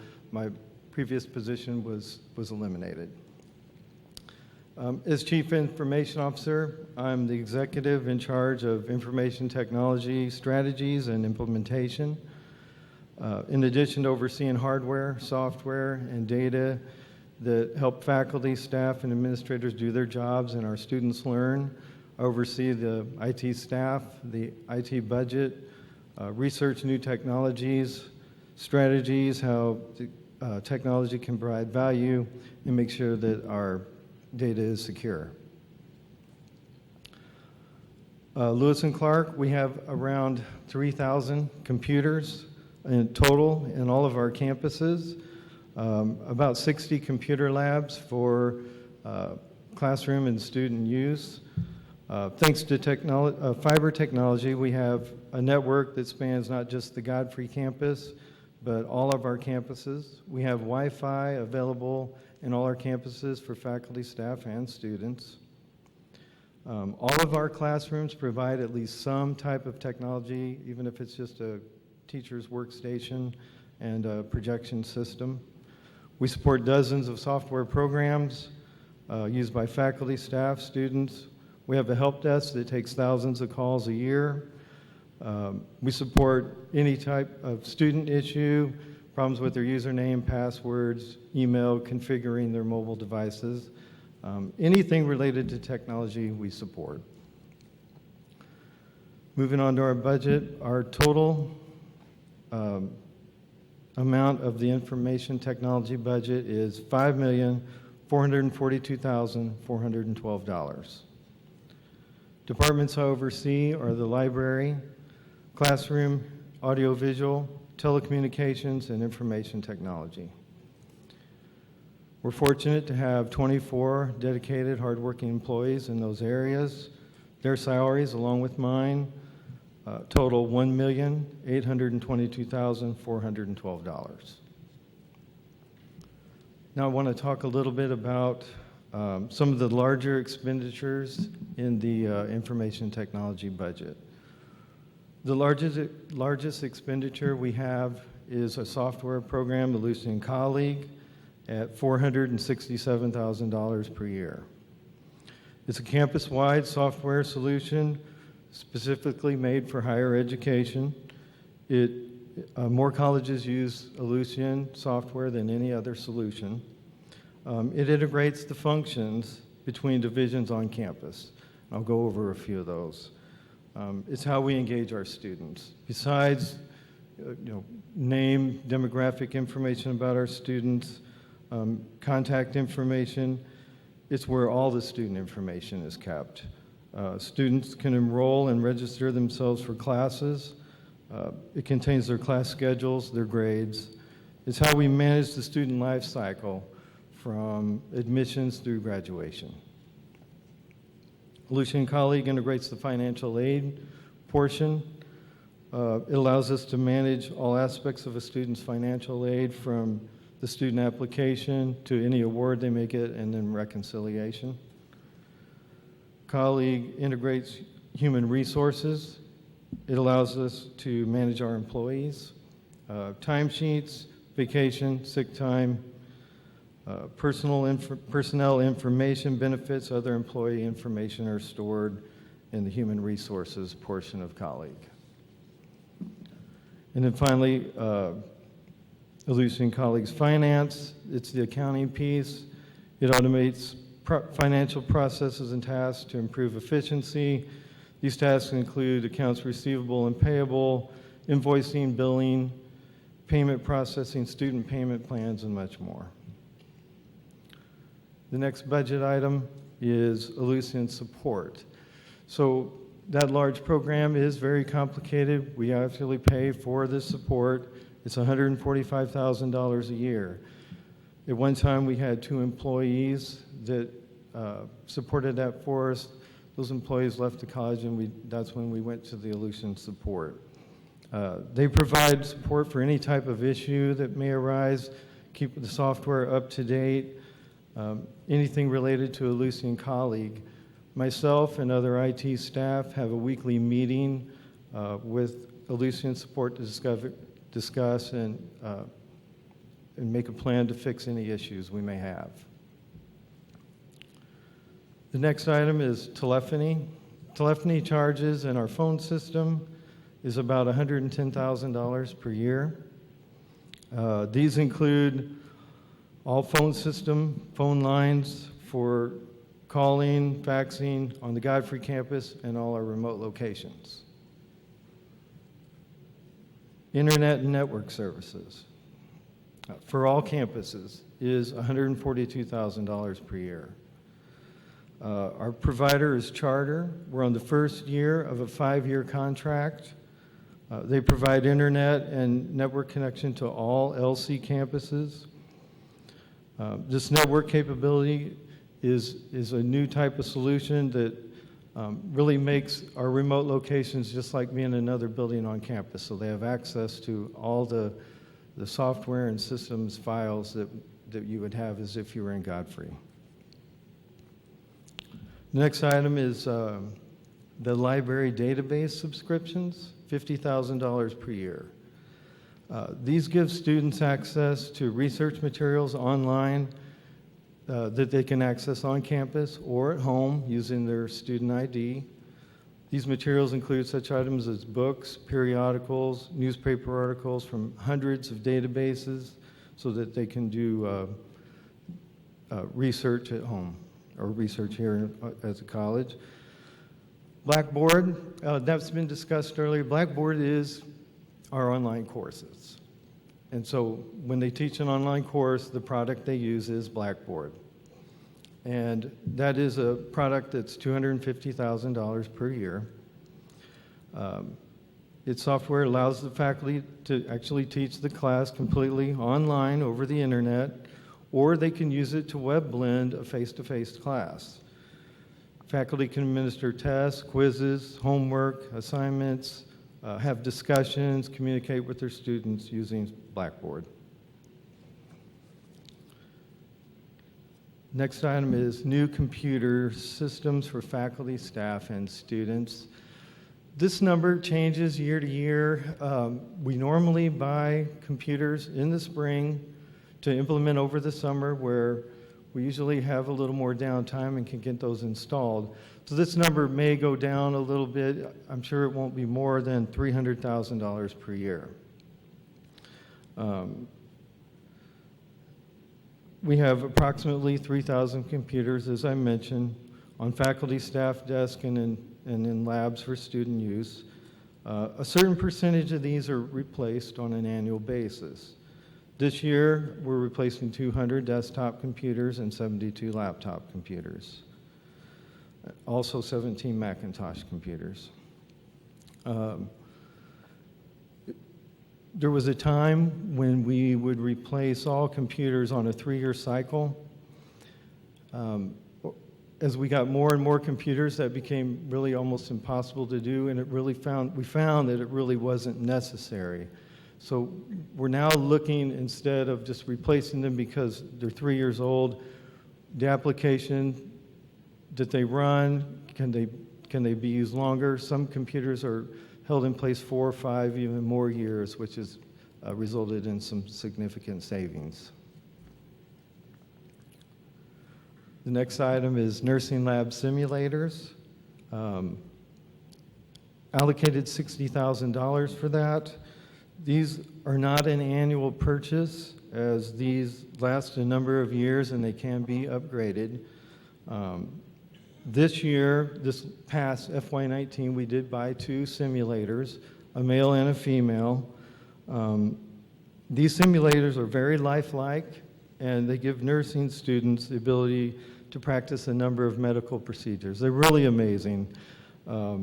This year, we plan on purchasing a birthing simulator. So honestly, if you get a chance to go over and see those, I think you really would be impressed with them. They're amazing. These are the larger purchases that come from my technology budget this year. Of course, there'll be a lot more purchases made over the course of the year.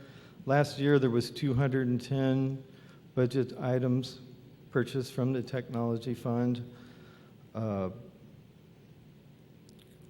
such as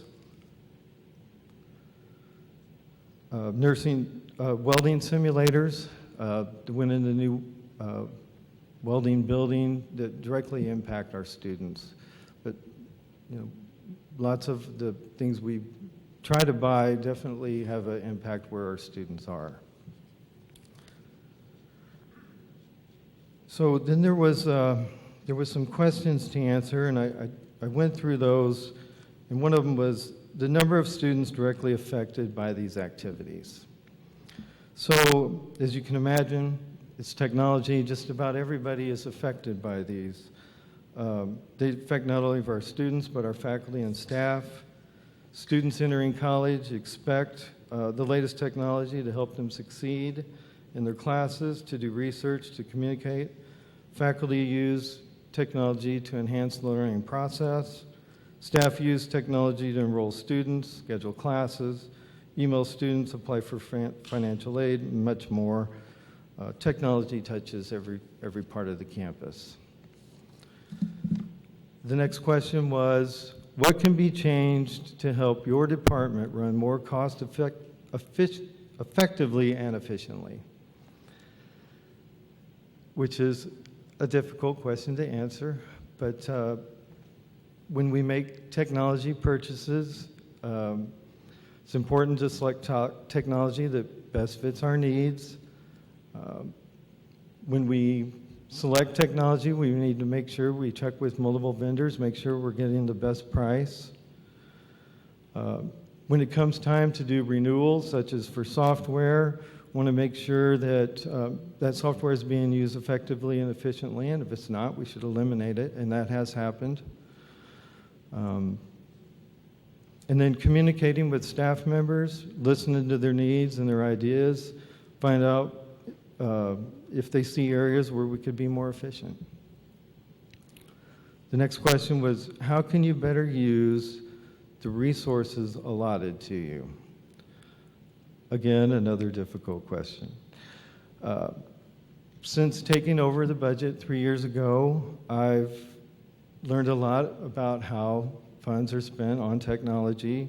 When requests are made for technology funds, I review it carefully and sometimes consult other IT staff members to make sure it will truly benefit the college and meet our needs. Not all requests for technology are approved. I've been able to stay within my budget each of the last 3 years while meeting the college's technology needs. So the next question was, what can the board do to help you accomplish your goals? I realize there are many high-dollar technology items. I hope the board will continue to support the college's technology needs. Technology is something that touches every facet of this college, whether it's a student, faculty member, or a staff member. By having the latest technology, we ensure our students are ready for the workforce or ready to transfer to a university when they leave Lewis and Clark. There's 2 more questions. What is the department doing to help increase enrollment? We make sure staff has the tools and technology they need to reach our students. We provide support, software to find potential students, communicate with potential students through the website, phone calls, email, texting. These tools allow us to reach our students with messages when it's time to enroll or make an appointment with an advisor or maybe make a payment. technology plays a big role in helping increase enrollment. And finally, what can the college do to increase enrollment? The college needs to really publicize that we are out there, we're available, and we're an excellent choice to meet a student's educational needs. Continue to advertise, make sure we're providing the training that employers in our area need for students to get jobs. Make sure that the community knows the benefits that this college brings to our area, and that we are always putting our best foot forward to make sure we portray a positive image. I'll be glad to try to answer any questions you may have. Okay, yeah, I have just a couple of questions here. So one real quick question. The $467,000 a year, what was the name of that software? A Lucian colleague. It's ELL. You can give it to me later. Okay, sure. But this sounds like what I would call like an enterprise resource planning package. That right? is what it is. Okay. Now, it's not like, what is the, I'm not sure what to call it, like the Oracle or the SAP underlying that? Okay, the database for that is Unidata, which is a IBM. Unidata. It's an older IBM database. Okay. Now, to what extent do you utilize Microsoft products? It sounds like 90% or more. Is that? You mentioned a few Macintosh laptops, but you're basically Microsoft operation, right? I did, and I actually did have our Microsoft agreement on my list of budget items, but it's less than $30,000 a year. Microsoft is very generous to education, so we can run Windows products on all of our computers. We have access to the file server software, SQL software at products like Microsoft Office, and I would say it's probably higher than that. It's probably 95 or more percent of Windows products. Yeah, I think one last question. You mentioned that you have 24 employees. Those are full-time employees, right? All of those employees are full-time. Okay. Do you utilize any student workers? There's a student worker that, yes, there are. There's student workers in the library. There's also a student worker that works in our telecommunications area, helping install phones and things of that nature.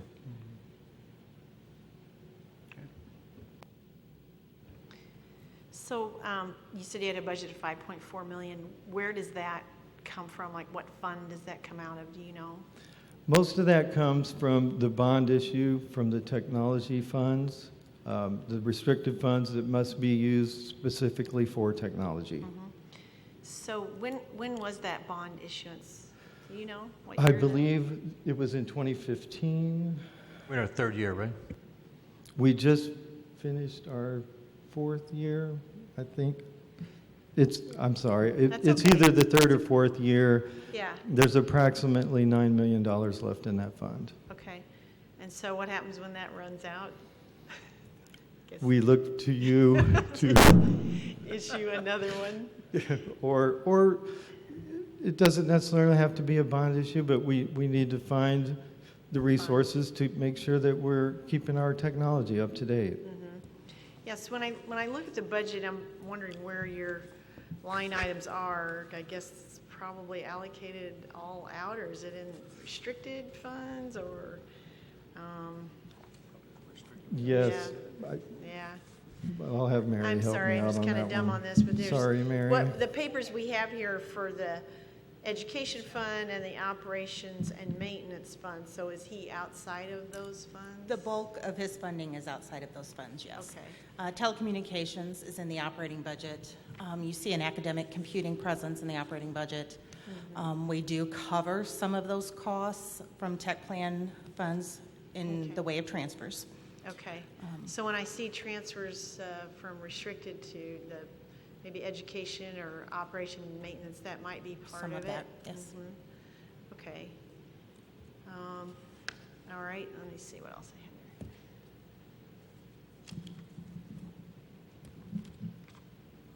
I think that's all I had. Thank you very much. Thank you.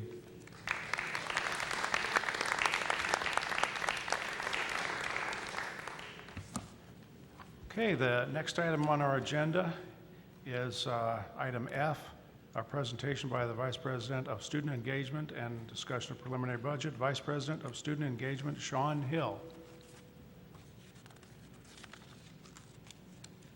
So my name is Sean Hill. I'm Vice President for Student Engagement. I've been at the college since 2002, but I was originally hired as instructor of psychology. So I spent 10 years as part of the faculty, and during that time had a couple of promotions and also received tenure. And then in 2012, I became Vice President of Student Engagement. In that role, I have the honor of working with students in lots of ways that are very special to me. So I get to work with students in ways that support them as human beings, that support them as athletes, that supports them in terms of personal growth, career growth, and particularly in leadership development. The areas that I'm responsible for are athletics, student activities, student government, diversity and inclusion, and then also a couple of grant programs, Upward Bound and Talent Search. And then one of the other areas that I work with but don't specifically have a budget for, though, is Title IX. I'm the Deputy Title IX Coordinator, so I get to work with Lori Artis, who already spoke, and Brad Raish, who I think is somewhere in the building, making sure we're safe. So I'll talk to you about some of these programs. I know there's some questions about some of the grant programs as well, so I'll talk about some of those so you're aware of what's happening. So I'll start with Upward Bound and Talent Search. Let me first say both of those programs are funded by the Department of Education. They're funded on 5-year grant cycles. They're on different grant cycles. They're both, generally speaking, responsible for helping to prepare students to go into college settings. They're not really specifically for our students. Actually, we serve middle school students and high school students in those programs. So let me go in a little bit more detail with Educational Talent Search. So we have a grant for a 5-year period for about $1.5 million from the Department of Education. It covers the grant years from 2016 to 2021. Talent Search program identifies and assists students from disadvantaged backgrounds who have the potential to succeed in higher education. The program provides academic, career, and financial counseling to its participants and encourages them to graduate from high school and then continue on and complete their post-secondary education. The program also publicizes the availability of financial aid because a lot of students don't simply understand the financial aid process, and also seeks to increase the number of youth from disadvantaged backgrounds who complete high school and, again, enroll in and complete their post-secondary education. The yearly budget for this program is $325,698. The program has about 6 employees, which accounts for $153,556 in salaries. And for this particular program, the most important items, in terms of significant budget items, are travel, programming, and equipment and materials costs. It's also a pretty large program in that it serves 635 students from 10 different area schools. So over the course of the program, we're exposing students to career counselors, college visits, cultural programming opportunities. There's also lots of fun programming opportunities, tutoring services, college counseling services as well. And so this program, I do believe, runs very efficiently. We tend to get very strong marks and evaluations on our grant application and also on the annual performance reports, because we have to submit annual performance reports to the Department of Education every single year, and we tend to pass those with flying colors. My only request to the board is that they make sure that people are aware of these programs, because we're very proud of it, and the idea of empowering people for us starts before they walk through these doors, and we want people to know that.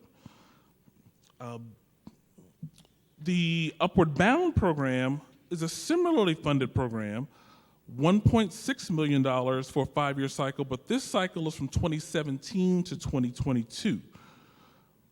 Similarly, this program serves high school students and high school families in which neither parent holds a bachelor's degree, and the goal of this program is to increase the rate at which participants complete secondary education and enroll in and graduate from students to institutions of post-secondary education.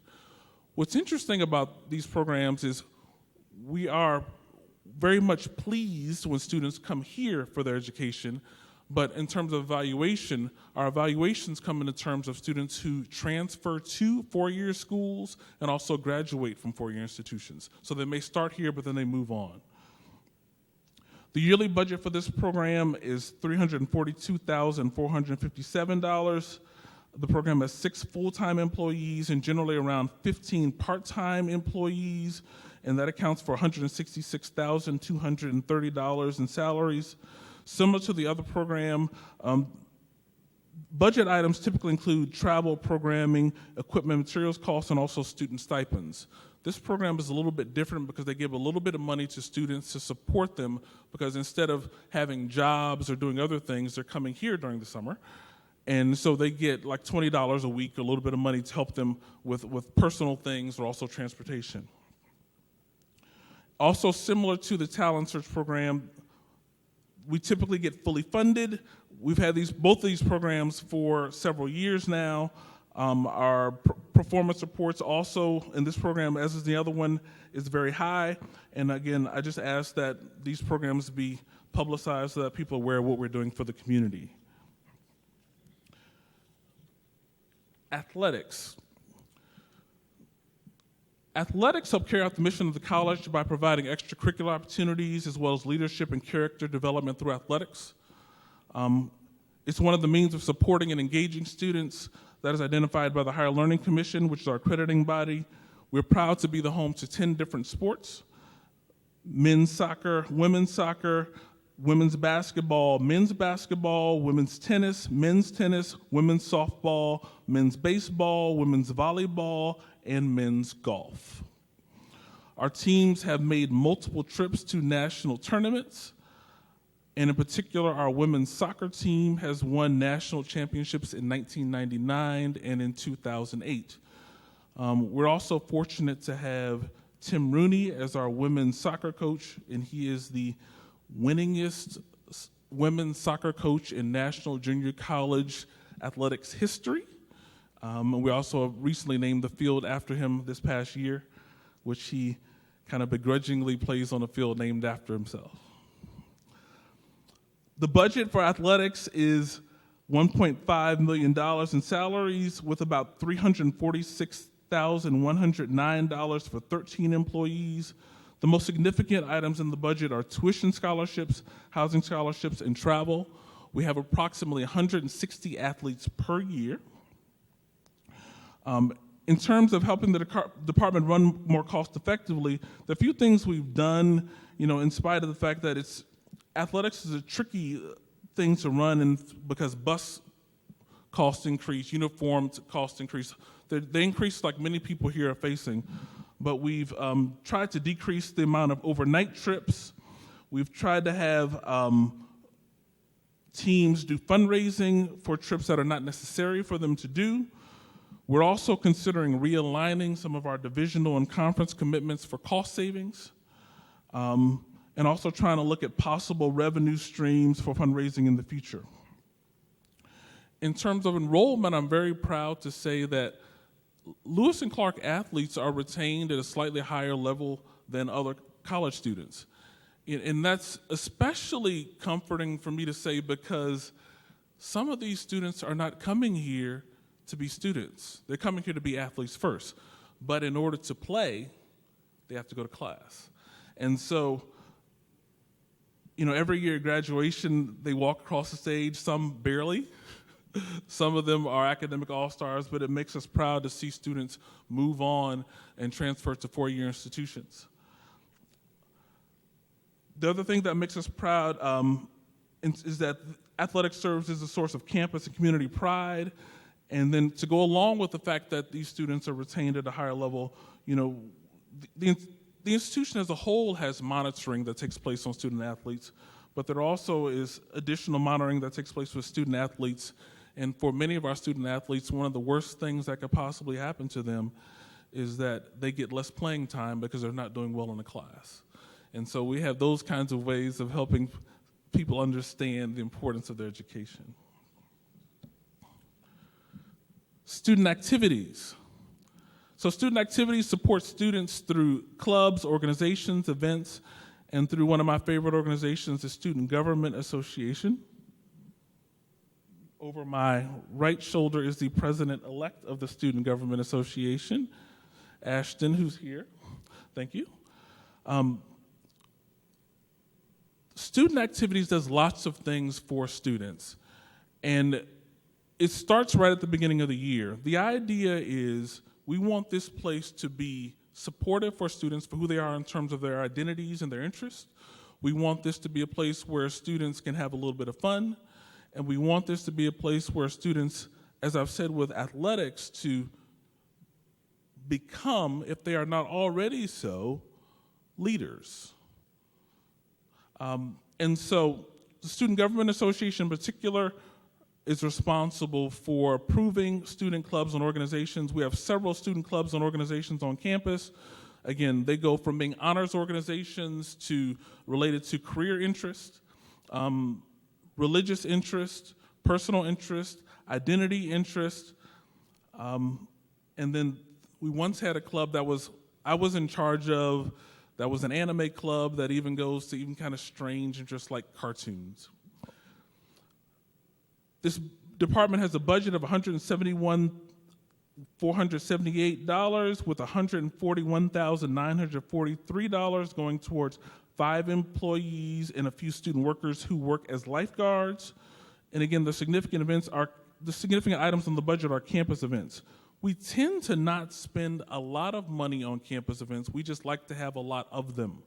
And so typically, the amount we spend on campus events, except for a few things like Spring Fest and Fall Fest, where we have like kind of a big party out here on campus, typically they're 3-digit numbers we'll bring in for these events. We'll bring in performers, bands, speakers.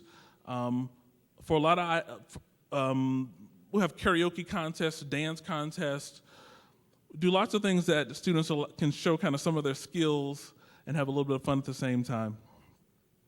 We also occasionally have tailgating events at athletics. We've shown a few movies like on the front of campus, like we showed an Avengers movie last year that had a lot of student interest. We sat on the front lawn. It sounds kind of strange to do all these things, but again, these are the kinds of things students are looking for when they come to a campus. So in that sense, it helps with enrollment, it helps with retention because people feel this is a place they want to be. For a lot of students, we have a lot of students just kind of hang out on campus. And they hang out on campus because they don't want to go home. They hang out on campus because they have nothing to do at home. And for students and even some athletes I know in particular, going home is dangerous for them, and this is a safe place to them, and they want to be here. So we are proud to help with some of the various ways to make this a home for students. Some things that Kent mentioned we've also helped with, like with high school recruiting days and had fun events there. We also do provide some food for students at some of these events, which is in part to get them to show up to the events and in part because there's a great deal of food insecurity in this community. We have students who don't really know when they're going to have a meal to eat, and so getting a slice of pizza from a campus event may be one of the primary sources of food they will have for the day.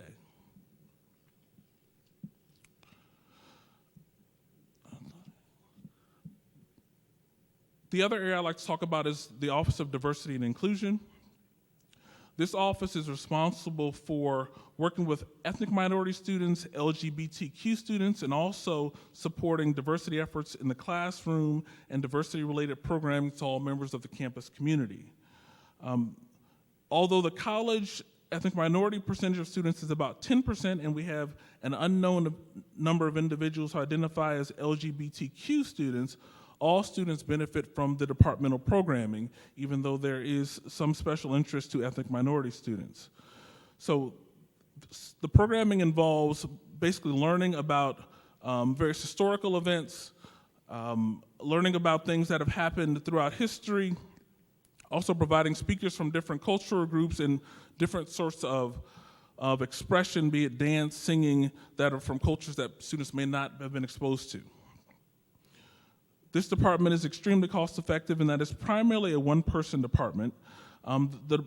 The budget is $79,522, $63,627 goes primarily toward one employee with 4 support employees. And again, the way this helps with retention is by providing a place and a voice for students who may not have already had a voice and a place. And we have some students here who have been kicked out of their homes because of their sexual orientation. We have some students who are uncomfortable with the fact that they're made for the first time in their lives, be the only person of a particular race in a classroom, and that's something that's troubling to them. We help them navigate through those kinds of things. And we also, again, help other students understand the importance of celebrating who they are, regardless of who they are and what their interests are. That is it. Okay. Well, a couple questions for you, Sean. Yes, please. You said there were about 635 students are directly affected, and I think you were talking mainly about the very first thing, which I didn't quite get the name. It had Sure. a budget of $325. Talent search. So 635 students from 10 area schools. That's right. That's what I'm thinking of. Yeah, and you mentioned that some of the students are middle school students. Mm-hmm. About out of that 635, how many are middle school, would you say? And I'm assuming that the remainder would be high school. Yeah, I think it's about half. Half. Yep. So we'll bring them. We've had them in this room for just information about college. We've had them in this room on budgeting things. There's a game we play called Mad Money where basically they have to put together a budget and understand very quickly that their advantages to going to college beyond just education. There are economic advantages to going to college. You earn more money if you have a college degree, so you can have a nicer car and a better apartment. And they start to learn in various direct and indirect ways that education pays. And I was also wondering, I would imagine that some of these things, if not all of them, are covered to some extent, at least by fees that our students pay. Yes. Is that right? So athletics and student activities are covered by fees. Diversity and inclusion has some institutional support as that's part of the institutional mission. And then talent search and Upward Bound are fully covered by grants from the U.S. Department of Education. Grants.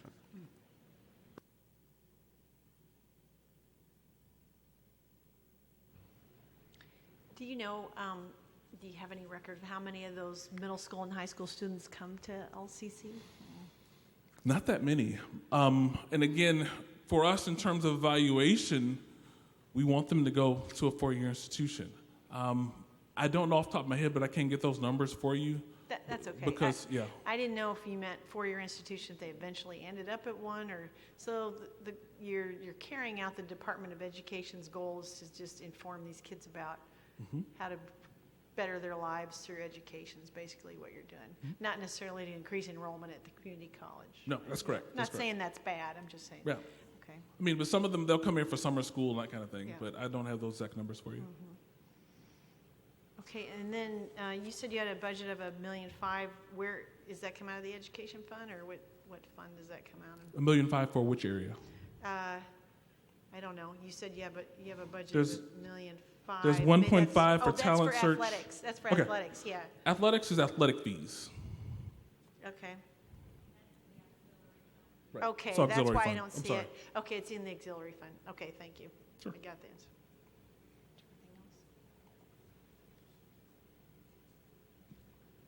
Thank you.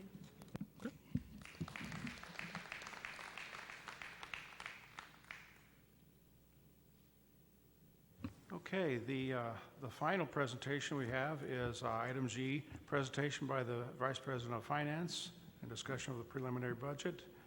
We have Vice President of Finance, Mary Schulte. I'm pretty sure I can get through this in right under 1 hour. Before I start my presentation, though, I do want to touch on a couple of items that have been said. Further explanations. Online learning has been around since about 99, 2000, 2001, in that area. And I remember that because that was my first big multi-year grant that I had to oversee from the finance office. And I can remember at the time thinking, this isn't going to last very long, but it has. The other item is, I just wanted to make sure there was not a misconception on this. We do have a recruiter in the budget. It is a 0.5 FTE position. It's a 1 FTE position who is split 50-50. It's not the full-time commitment that I think Kent is looking for. We have, as I'm sure Jeff mentioned, purchase recruitment software. I want to be clear that there is some dollars going towards recruitment in our current budget. Okay? And then finally, before I start, the format of our budget and the booklets that you've been looking at are pretty much dictated by ICCB. You'll notice that this is also the same format. You'll see a number of our financial statements. The program categories, instruction, academic support, student services, again, are defined by ICCB. But if you go to the landscape pages in your packet, you should see where all of those roll up into those categories. Now I can see where there is one heading that is missing, and over the next day or so, Nancy and I will go through this and make sure that they're all marked and clear, see if that would help a little bit. So I'll tell you more about me than you probably wanted to know. As you're aware, my name is Mary Schulte. I'm the Vice President of Finance for the college, and I've served as the treasurer for the district for approximately 9 years.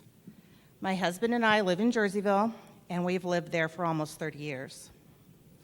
I earned a bachelor's degree in accounting from Eastern Illinois University in 1989, and soon found myself working in the banking field. I spent 8 years at Mercantile Bank, if anyone remembers when that bank was around, beginning as a teller, and eventually working as the accounting supervisor, and then later the customer service manager for the call-in department. But thanks to a charter merger with Mercantile Bank of St. Louis, those of us in support services positions found those positions eliminated. And as luck would have it, right as my severance was running out, I found a home at Lewis and Clark Community College as an accountant. I am approaching 22 years with Lewis and Clark. I've had various positions during that time, but I've always worked in the finance area. I've actually had the title of vice president since 2012. Around that time, I did something I swore I would never do. I went back to school. I'd always said my time in the classroom was done, but thanks to online instruction, that classroom has changed. I went to work on a master's degree through an online program. I'd like to blame that decision on a bump on the head, but I can't. I feel like I did it for the best and the worst reason at the same time, my own satisfaction. In 2016, I graduated from Missouri Baptist University with a master's in business administration. I feel somewhat safe that I won't follow in Lori's footsteps. It's only likely that I will be obtaining a doctorate if I can buy it from a vending machine. In my role at the college, I have responsibility for the accounting and purchasing functions, as well as the bursar's office. We purchase, we pay, we collect funds, and we disperse funds.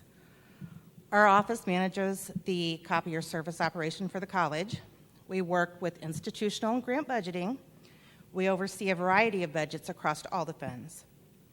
We're responsible for accounts payable, accounts receivable, payroll processing, federal and state tax filings, multiple different year-end IRS form submissions, financing and investments, financial statement preparation, adjusting journal entries, grant financial oversight, reporting to multiple governance agencies, such as the Higher Learning Commission and the Illinois Community College Board. We coordinate and work on the institutional audit, the workers' comp audit, grant audits throughout the year, and audits for such things as the state university retirement system and unclaimed property to the state of Illinois. We oversee the institutional closeout for the fiscal year, and for those of you with a background in accounting, you have some idea of what that work entails. My team and I have spent many hours on policy and procedure work related to the Grant Accountability and Transparency Act. We also have responsibility for capturing the college's fixed assets and their depreciation. I assist in preparing for and participating in HLC accreditation visits and ICCB recognition reviews. I work with the plan administration area on construction projects, have responsibility for cash flow of the college, help with financial guidance and fiscal management of the Lewis and Clark Foundation, employee benefit offerings, contract negotiations, financial aid programs, etc. The list can go on in my role in managing the college's accounting and financial structure and supervising the financial performance of the college, taking that to the fund, program, and department levels needed. What I've just listed are things I was able to pull off the top of my head, so it's not an all-inclusive list.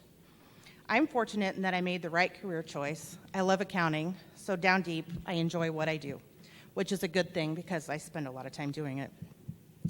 The college's vision is as a provider of relevant, high-quality learning experiences to the communities we serve. Everything my group does every day has this vision as its purpose. We are here as a service organization and a support system to our students, faculty, and staff. We directly impact all students with the work that we do. Of course, some individuals need us more than others, so I want to focus on how those students may need us. Our finance student team members work diligently at maintaining accurate student records, from the point of confirming charges, collecting payments, to recording fines, such as parking tickets for parking on the grass. We have the responsibility of billing student accounts, establishing installment plans when requested, collecting payments in multiple forms. We work closely with the counseling office to provide emergency loan funds to those in qualifying situations. We work to provide for sponsoring agencies or third-party coverage of educational costs. We transmit and disperse millions of dollars in financial aid, upwards of 10 million according to Kent, and we process tuition refunds. And then we try and track the students down when they don't claim them. We process and distribute payroll for student employees and provide necessary tax reporting documentation in the form of a 1098-T at year end, all while responding to inquiries from students, parents, and others about their accounts, current and past due balances, future due dates, past due dates, how they could have a balance here when they've never attended Lewis and Clark, even though their transcript says otherwise, and whether we know yet if the college will be closed tomorrow if there's an inch of snow in the forecast. Indirectly, we are working behind the scenes to be sure that the students have the instructional supplies that they need, their instructors are paid for the work that they do, and that they have desks and chairs in a climate-controlled environment. At all times, we need to remember that the college is here to educate and provide high-quality learning experience in all its varying forms. The finance operation, as I've defined, has a direct fiscal year 20 budget just short of $1 million, of which the largest part is in salaries. As I said, we provide service and support. We do incur advertising expenses for competitive bids, but other than that, we use a lot of paper and printer cartridges, a significant amount of forms and check stock, with specialty toner and services for our check writing equipment and our folder sealer machine. I get free pens from the bank when I can, and sometimes they even give me Post-it notes. The finance team of accounting, bursars, and purchasing is made up of 13 people, or 12.6 FTE. We have one part-time employee who works 3 days a week and 12 full-time employees. There is 170 years of experience among these 12 full-timers, with 4 full-timers having 21 years or more with the college. The next 4 have 15 to 18 years with Lewis and Clark. We bring a lot of experience to our jobs. We have no choice but to be cost-effective and efficient in our department. We have always been lean when it comes to staff. It is not uncommon to find finance-exempt employees at their desks early in the morning, that's not likely to be me, in the evening, when that would be me, or working at home at night or on the weekends to get things done and meet deadlines.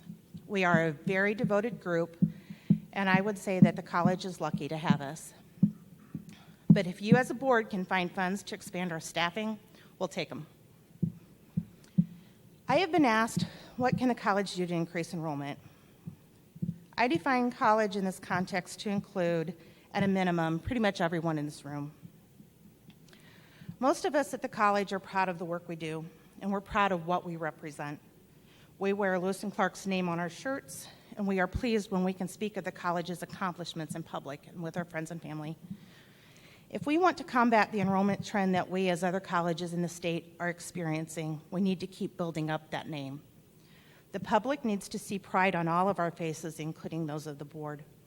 We want to capture every undecided student available to us.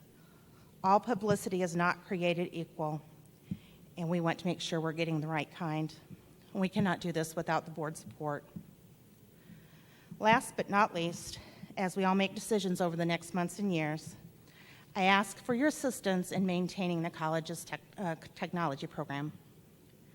Not only is it important to the day-to-day work that we do, but it is important that we give our students an opportunity to be on the cutting edge when we can. Education has moved past chalk on a chalkboard. If we can provide hands-on education to our students and give them an edge in the employment marketplace, we all walk away as winners.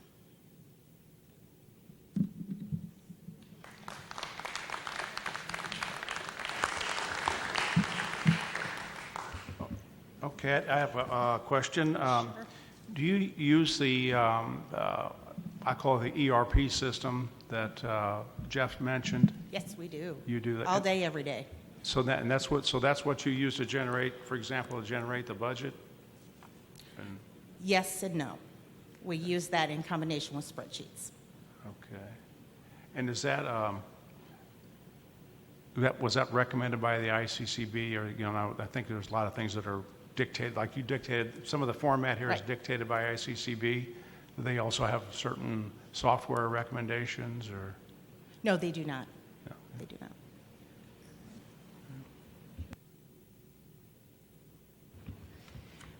First, I want to say I know this whole meeting probably caused you guys some extra work and overtime, even more, so I appreciate you doing that. I know that this was not easy to pull off, and we asked you to have these numbers ready, and you probably had to answer a lot of questions from the other VPs, and so I just wanted to publicly thank you guys for doing this.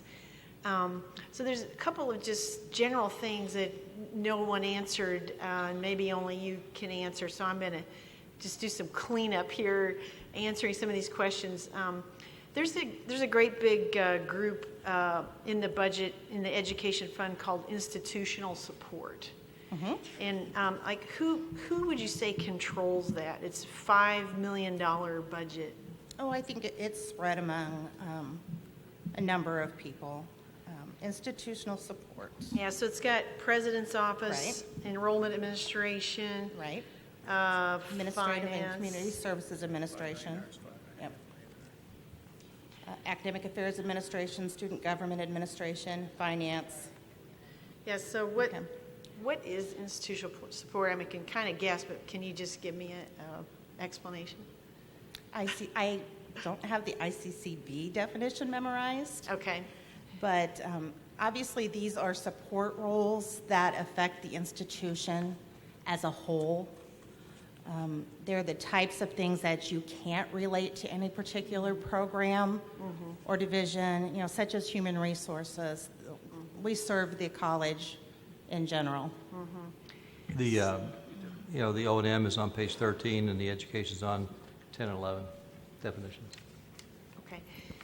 So like some of these things, like human resources would probably be under Lori. Yeah, okay. Right. There's not one budget manager for the entire line. Okay. And there's one line in there called institutional expenses, mm-hmm. and it's $870,000, and there's an other for $263,000, and then supplies $212,000 and salaries $265,000. Can you tell me what that line relates to? Seems like a double general title. Okay, well, and yes, that's not untrue. This is where we would budget for such things as our compensation plan that we have yet to finalize out to the different areas. That's one item that I know is there. It's 190,000. Say that again? 190,000. So when you say compensation plan, you mean that's the analysis that we had done of the... Right. Okay. Right, not knowing exactly what departments, until we get further down in the process, we have budgeted a lump sum that we could parse out as we need to do so. Other items that we budget in those categories would be things like furniture. You know, we have Riverbend Arena under renovation. We have a dollar amount there for furniture. We would have such things under other, which I'm going to guess at that one because it would go through what we call financial charges and adjustments, but it's essentially our annual write-off of uncollectible student counts. The college does participate in the state's iDrop program, wherein we work with our students, try to collect payment up front when we can, and you will actually see the write-offs come forward to the board at next week's meeting. We do that annually. Once we write them off, we turn them over to the state, and the state helps us collect from tax refunds if they're being paid through the government for anything. So we've actually had a nice return from that, and I think it's done something to deter the write-offs in the first place as well. What salaries would be in that line item? Is 265? Well, we're probably holding some. Well, we're holding for the compensation study, would be held in the salaries line. Okay. That's part of that, and that won't be all of that, but it's the first section of that. Right. Okay. You know, and we do have, little things like contingency, that we would build into areas to help if we've got room to do so. So there's not one big contract in there or anything? No. It's just a bunch of miscellaneous stuff. Right. Okay. And this is just a big old general question. So how do you see the overall cash position of the college at this point? And do you see in the next year or so that we'll have to issue more debt? Will we need to raise the tax levy? Or how do you see things falling for the next year? I see things falling. Well, we won't need to issue debt for operating. We only did that one time, and that was just as much to recover what we had to spend the year before of our own reserves. And that was during the state budget crisis when we weren't receiving any money. We don't issue bonds for operating. Now, in the course of doing that, again, with the state being what it was, we did beef up our working cash bonds. We issued $8 million at that point in time. We cannot spend from that. We can only borrow from that. So up until that point, we'd had almost $5 million in working cash interest until the state took that from us. So no bonds along the line. I don't foresee anything in that area. We do, as you know, fund our technology plan. I don't know how we will fund that without a financing mechanism of some sort. We bond on occasion for capital projects. Those are really the categories. We do not finance equipment. We do not finance furniture, anything along that line. President Chapman has told me several times that the N.O. Nelson debt is paid for by Edwardsville. Is Correct. that right? Mm-hmm. So is that they actually make a payment to whomever, or does it pass through us? It passes through us. Some form of, like, where would I see that in the budget? And the operations and maintenance restricted fund, Okay. Fund 3. Money coming in. Money coming in, money going out. We are within a few years of ending that arrangement. That's what I thought from what I could tell, because I looked at the list of all the bonds that is in the audit report, and it looks like, looked like that one was about. Right, we're about finished with those debt Over. certificates. Okay, and then Finished with the you debt use that Aleutian colleague program probably to build student accounts and all that, right? I mean, Right. Yeah. So Right, that- we run everything through there. Yeah, that's an integral thing. It's very expensive, but probably saves, it allows you to do your job more efficiently if you have that. I am one of the few people that's still here from the time we brought that system forward. I hope to never live through another transition like that again, because naturally our fingers were on all pieces, from the human resources piece to the budget piece to the student piece. It was a nightmare, but it's one of probably our greatest accomplishments as well. Okay, thank you. Thank you. I have a couple more here. Sure. I notice on page 1, we're expecting quite a bit more revenue from the state of Illinois, 1.738 million more revenue. Is that pretty firm? I mean, or is it absolutely firm? It's not absolutely firm because we don't have the allocations yet. Yeah. I was hoping we'd have them by now, but ICCB is struggling with staffing as well. Okay, I'm not finding, what page are you on? This will be on page 1. Page 1. It's total state government, $6,475,966. Yes. Versus last year, I think it was $4,737,000. Okay, last year when we brought our budget forward, we had no clue on what we were going to receive. So we were very conservative with our dollars. What we received in fiscal year 19 is actually more than we budgeted. So Nancy planned, if I remember, for a 2% increase in state funding over what we actually received last year. They're suggesting it's going to be in the neighborhood of 4. We're budgeting for 2. About as good as we can expect from the state of Illinois as far as the timing of things and that, I suppose. And they're actually making their payments, so that's even better. So if I understood that, I'm still on page, without the transfers, and I'm not sure if this is really quite right, but without the transfers, revenues are expected to increase from $30,993,000 to $32,796. Is that 5.8% increase? Is that? I trust Nancy's numbers, yes. Yeah. Once again, that's on page 1. Right. Yeah. Right. I don't have last year's numbers in front of me. Yeah. Do you want to comment, Nancy?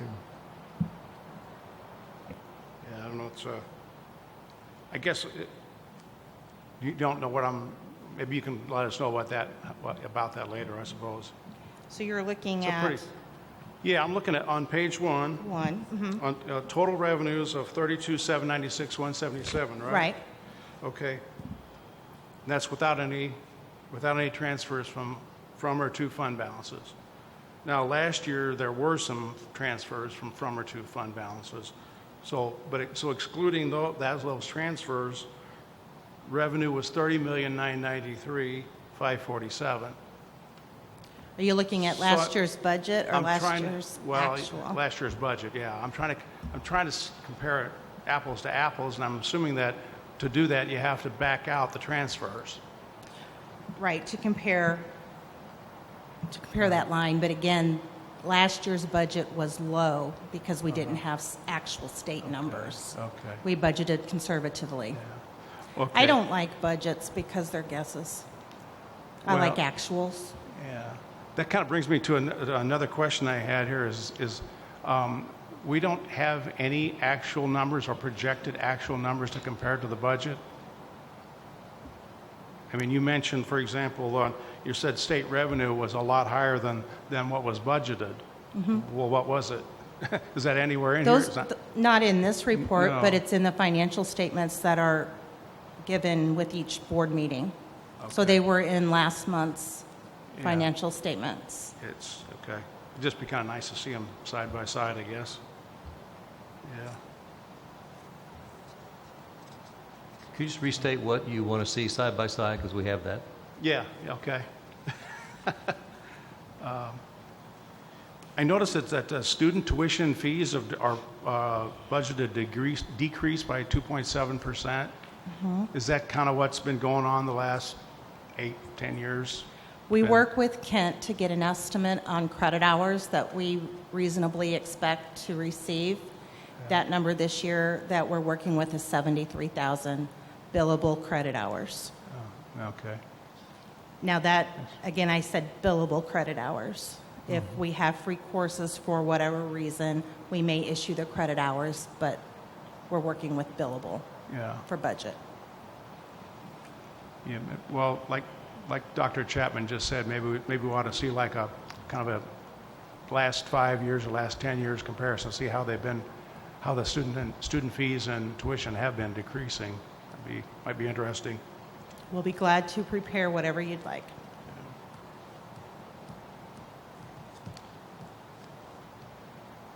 I noticed on back on the page we were looking at a while ago, it's page 11. Yeah, 11, where it talks about, kind of gives it some of the line items of institutional support. And I was wondering on the 8060-002 dues, 63,296. Can you tell me what that is? Yes. It is made up in large part by ICCTA dues that the college is assessed. I believe we have Higher Learning Commission dues, different professional organizations that the college has to be a member of. We are also in workforce development organizations in small ways in the different counties. I believe we pay, I don't know if it's $325 or $525 to be part of the Jersey Business Association. You know, those types of things are in that dues account. Sounds like it's not really discretionary for the most part. No, I can, Yeah. I have a line item for every dollar that's in there.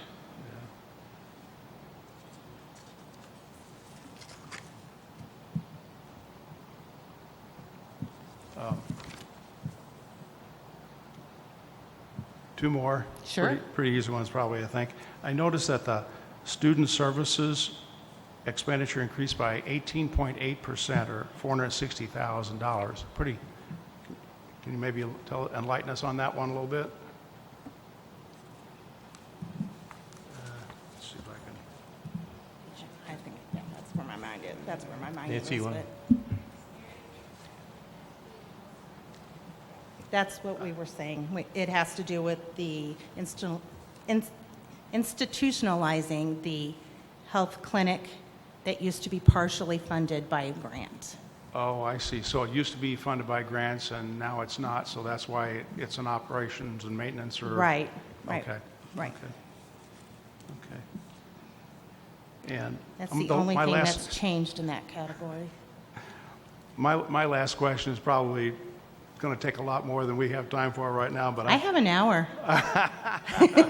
I don't. I don't really understand how transfers are considered to be an expenditure. Transfers out are an expenditure. Oh, yeah. Transfers in are revenue. Well, yeah, and sometimes there's the same number both places, revenue and expenses. Between the funds. Yeah. Yep, that's the fund accounting. Fund accounting. I mean, it kind of, cancels each other out. Why even show it? Not if you live in that fund. For each fund's financial statement, they play a big part. Yeah. I knew it was going to take more than we had time for. It doesn't change the very bottom line. You're correct there. If you go all the way over across all the funds, the number will be the same. But for the funds themselves, it's different. Okay, when you say for the funds themselves, we're talking about the restricted funds that we The Ed and O&M. haven't seen yet, right? We have Ed, the Ed fund, the O&M fund, Yeah. which you have seen. We Yeah, have we've not. O&M restricted. We have working cash fund, the restricted fund, the audit fund, the liability fund. Okay. I don't remember what number 4 is. Bond and interest fund. How could we forget that?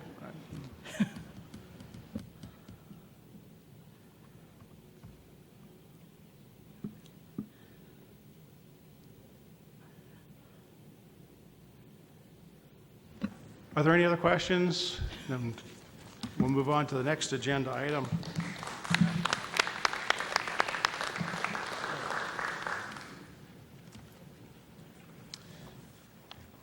Okay, the first item on our action items is to approve new two-year contracts for the 15 administrative employees in the following positions. And I'll just say VP, VP of Enrollment Services, VP of Academic Affairs, VP of Administration, VP of Student Engagement, VP of Finance, Chief Information Officer, Executive Secretary to the President, Associate Vice President of Adult Education, Associate VP of Accounting and Chief Budget Officer, Associate VP of Telecommunications, Associate VP of Strategic Initiatives, Dean of Transfer Programs, Dean of Career Programs, Director of Human Resources, and Director of Security. Do we have a motion to approve these contracts? I would make a motion to approve those contracts. Do we have a second? I'll second it.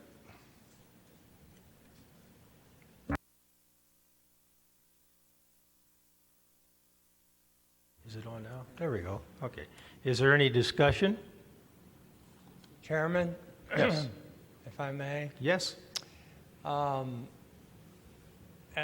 As you know, on April 9th of this year, the previous board voted for a 3-year contract.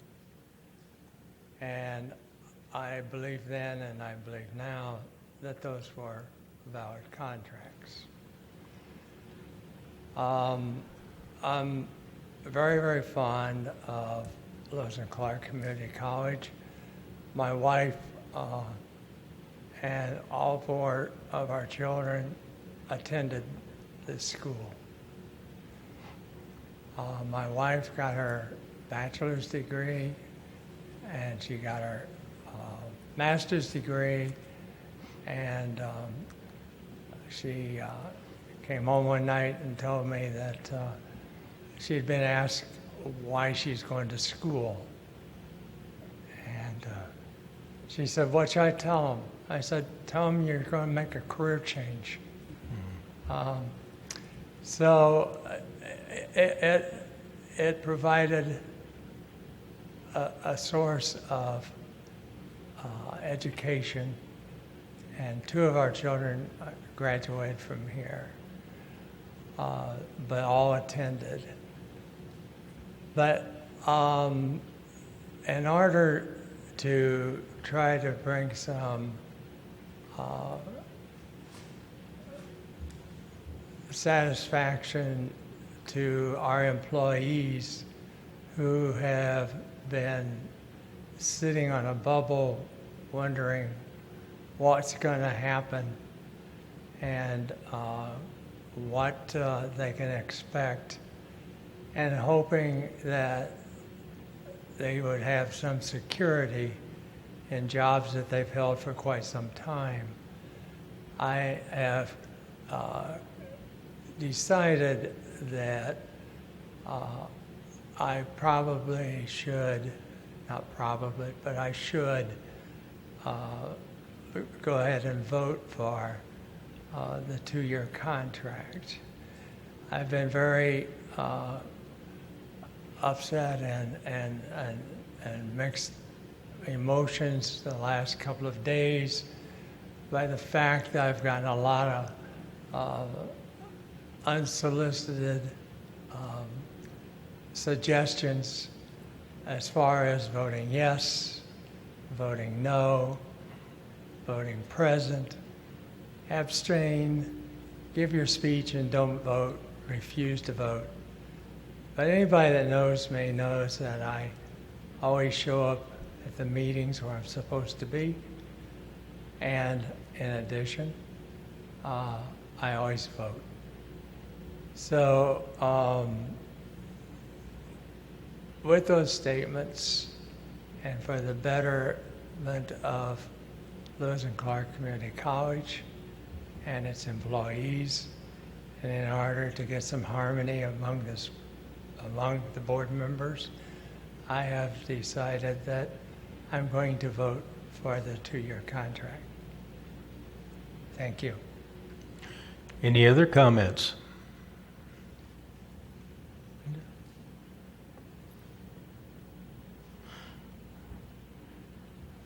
Call the roll. Dolgetsky, Yay. Hanfelder, Yes. Rust votes yes. Watson, Yes. would you want to recuse yourself or whatever on your sons? I think you did last time. Okay. Yeah. She didn't get that, Kevin. Can you say that again? Oh, I'm sorry. Mr. Watson recused himself from voting on his son's contract. His son is Jeff Watson. McCain, Yes. Hyen, Yes. Johnson. Yes. Motion carried.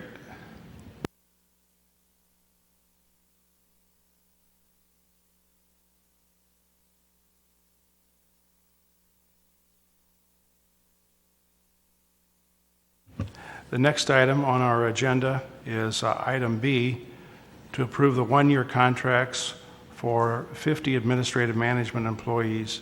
And I might add that the actual detailed contracts are posted on the Lewis and Clark website.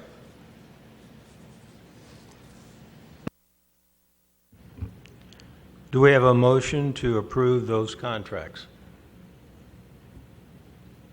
I'll make a motion that we approve. Is there a second? I'll second. Any discussion?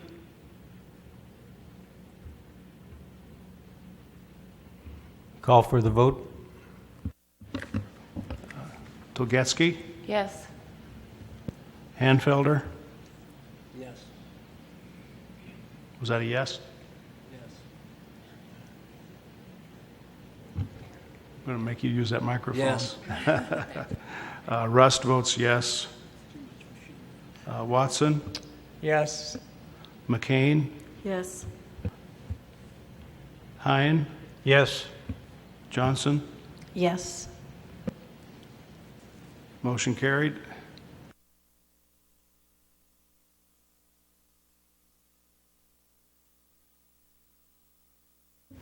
Okay, the next item on our agenda is to consider a contract for approval for walkway lighting improvements, central and northeast campus areas, which are funded via the PHS bond funds. I believe PHS stands for Personal Health and Safety, something like that. With Camp Electric and Heating Company Incorporated, per the bid award previously approved by the board to the lowest qualified bidder.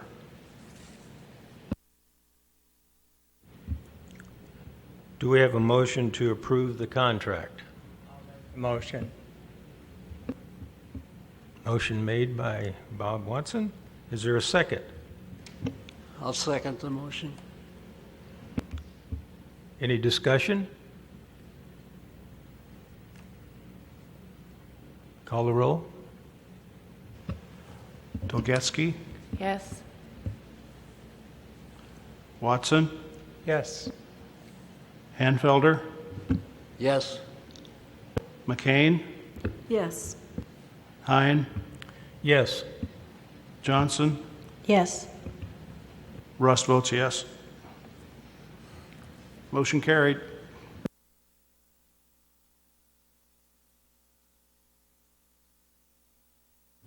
Now is the time for public comment. Jill, would you? Yeah, just as a reminder, the board rules do limit public comment by an individual or group to 3 minutes each. So if you're here with a group, please identify a speaker for your group. And as a courtesy to others who may also be waiting to speak, please limit your comments to the 3 minutes allowed by the board rules. Thank you. I stand here tonight on my 59th birthday. I realize there's nothing I can say here that's going to matter to the people on the board, in particular the Republicans.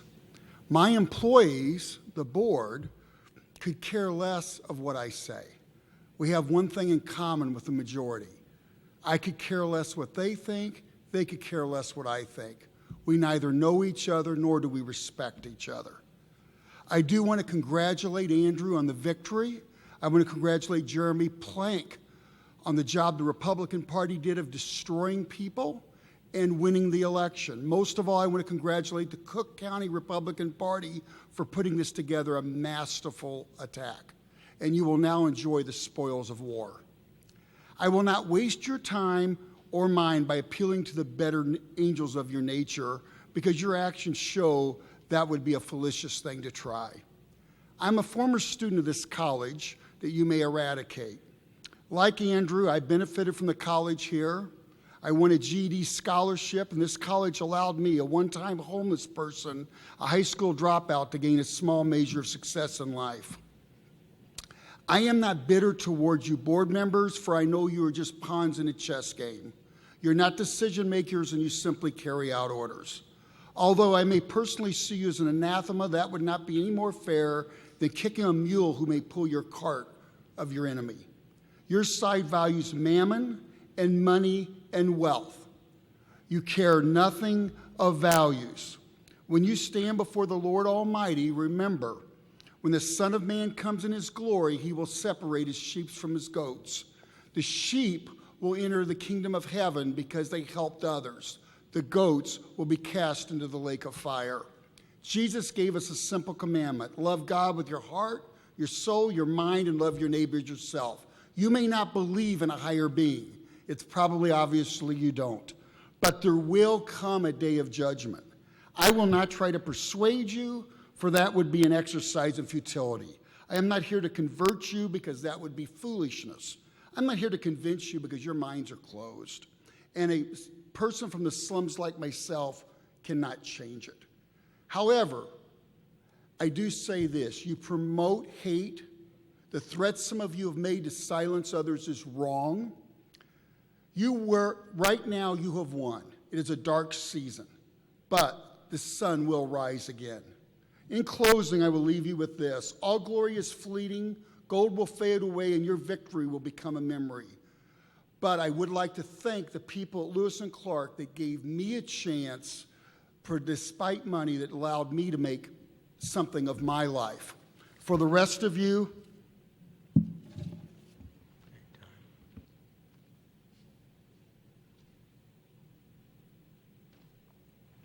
any other comments from the public? If not, we stand adjourned. Thank you. And thank you for all the presentations. You did a great job. Thank you.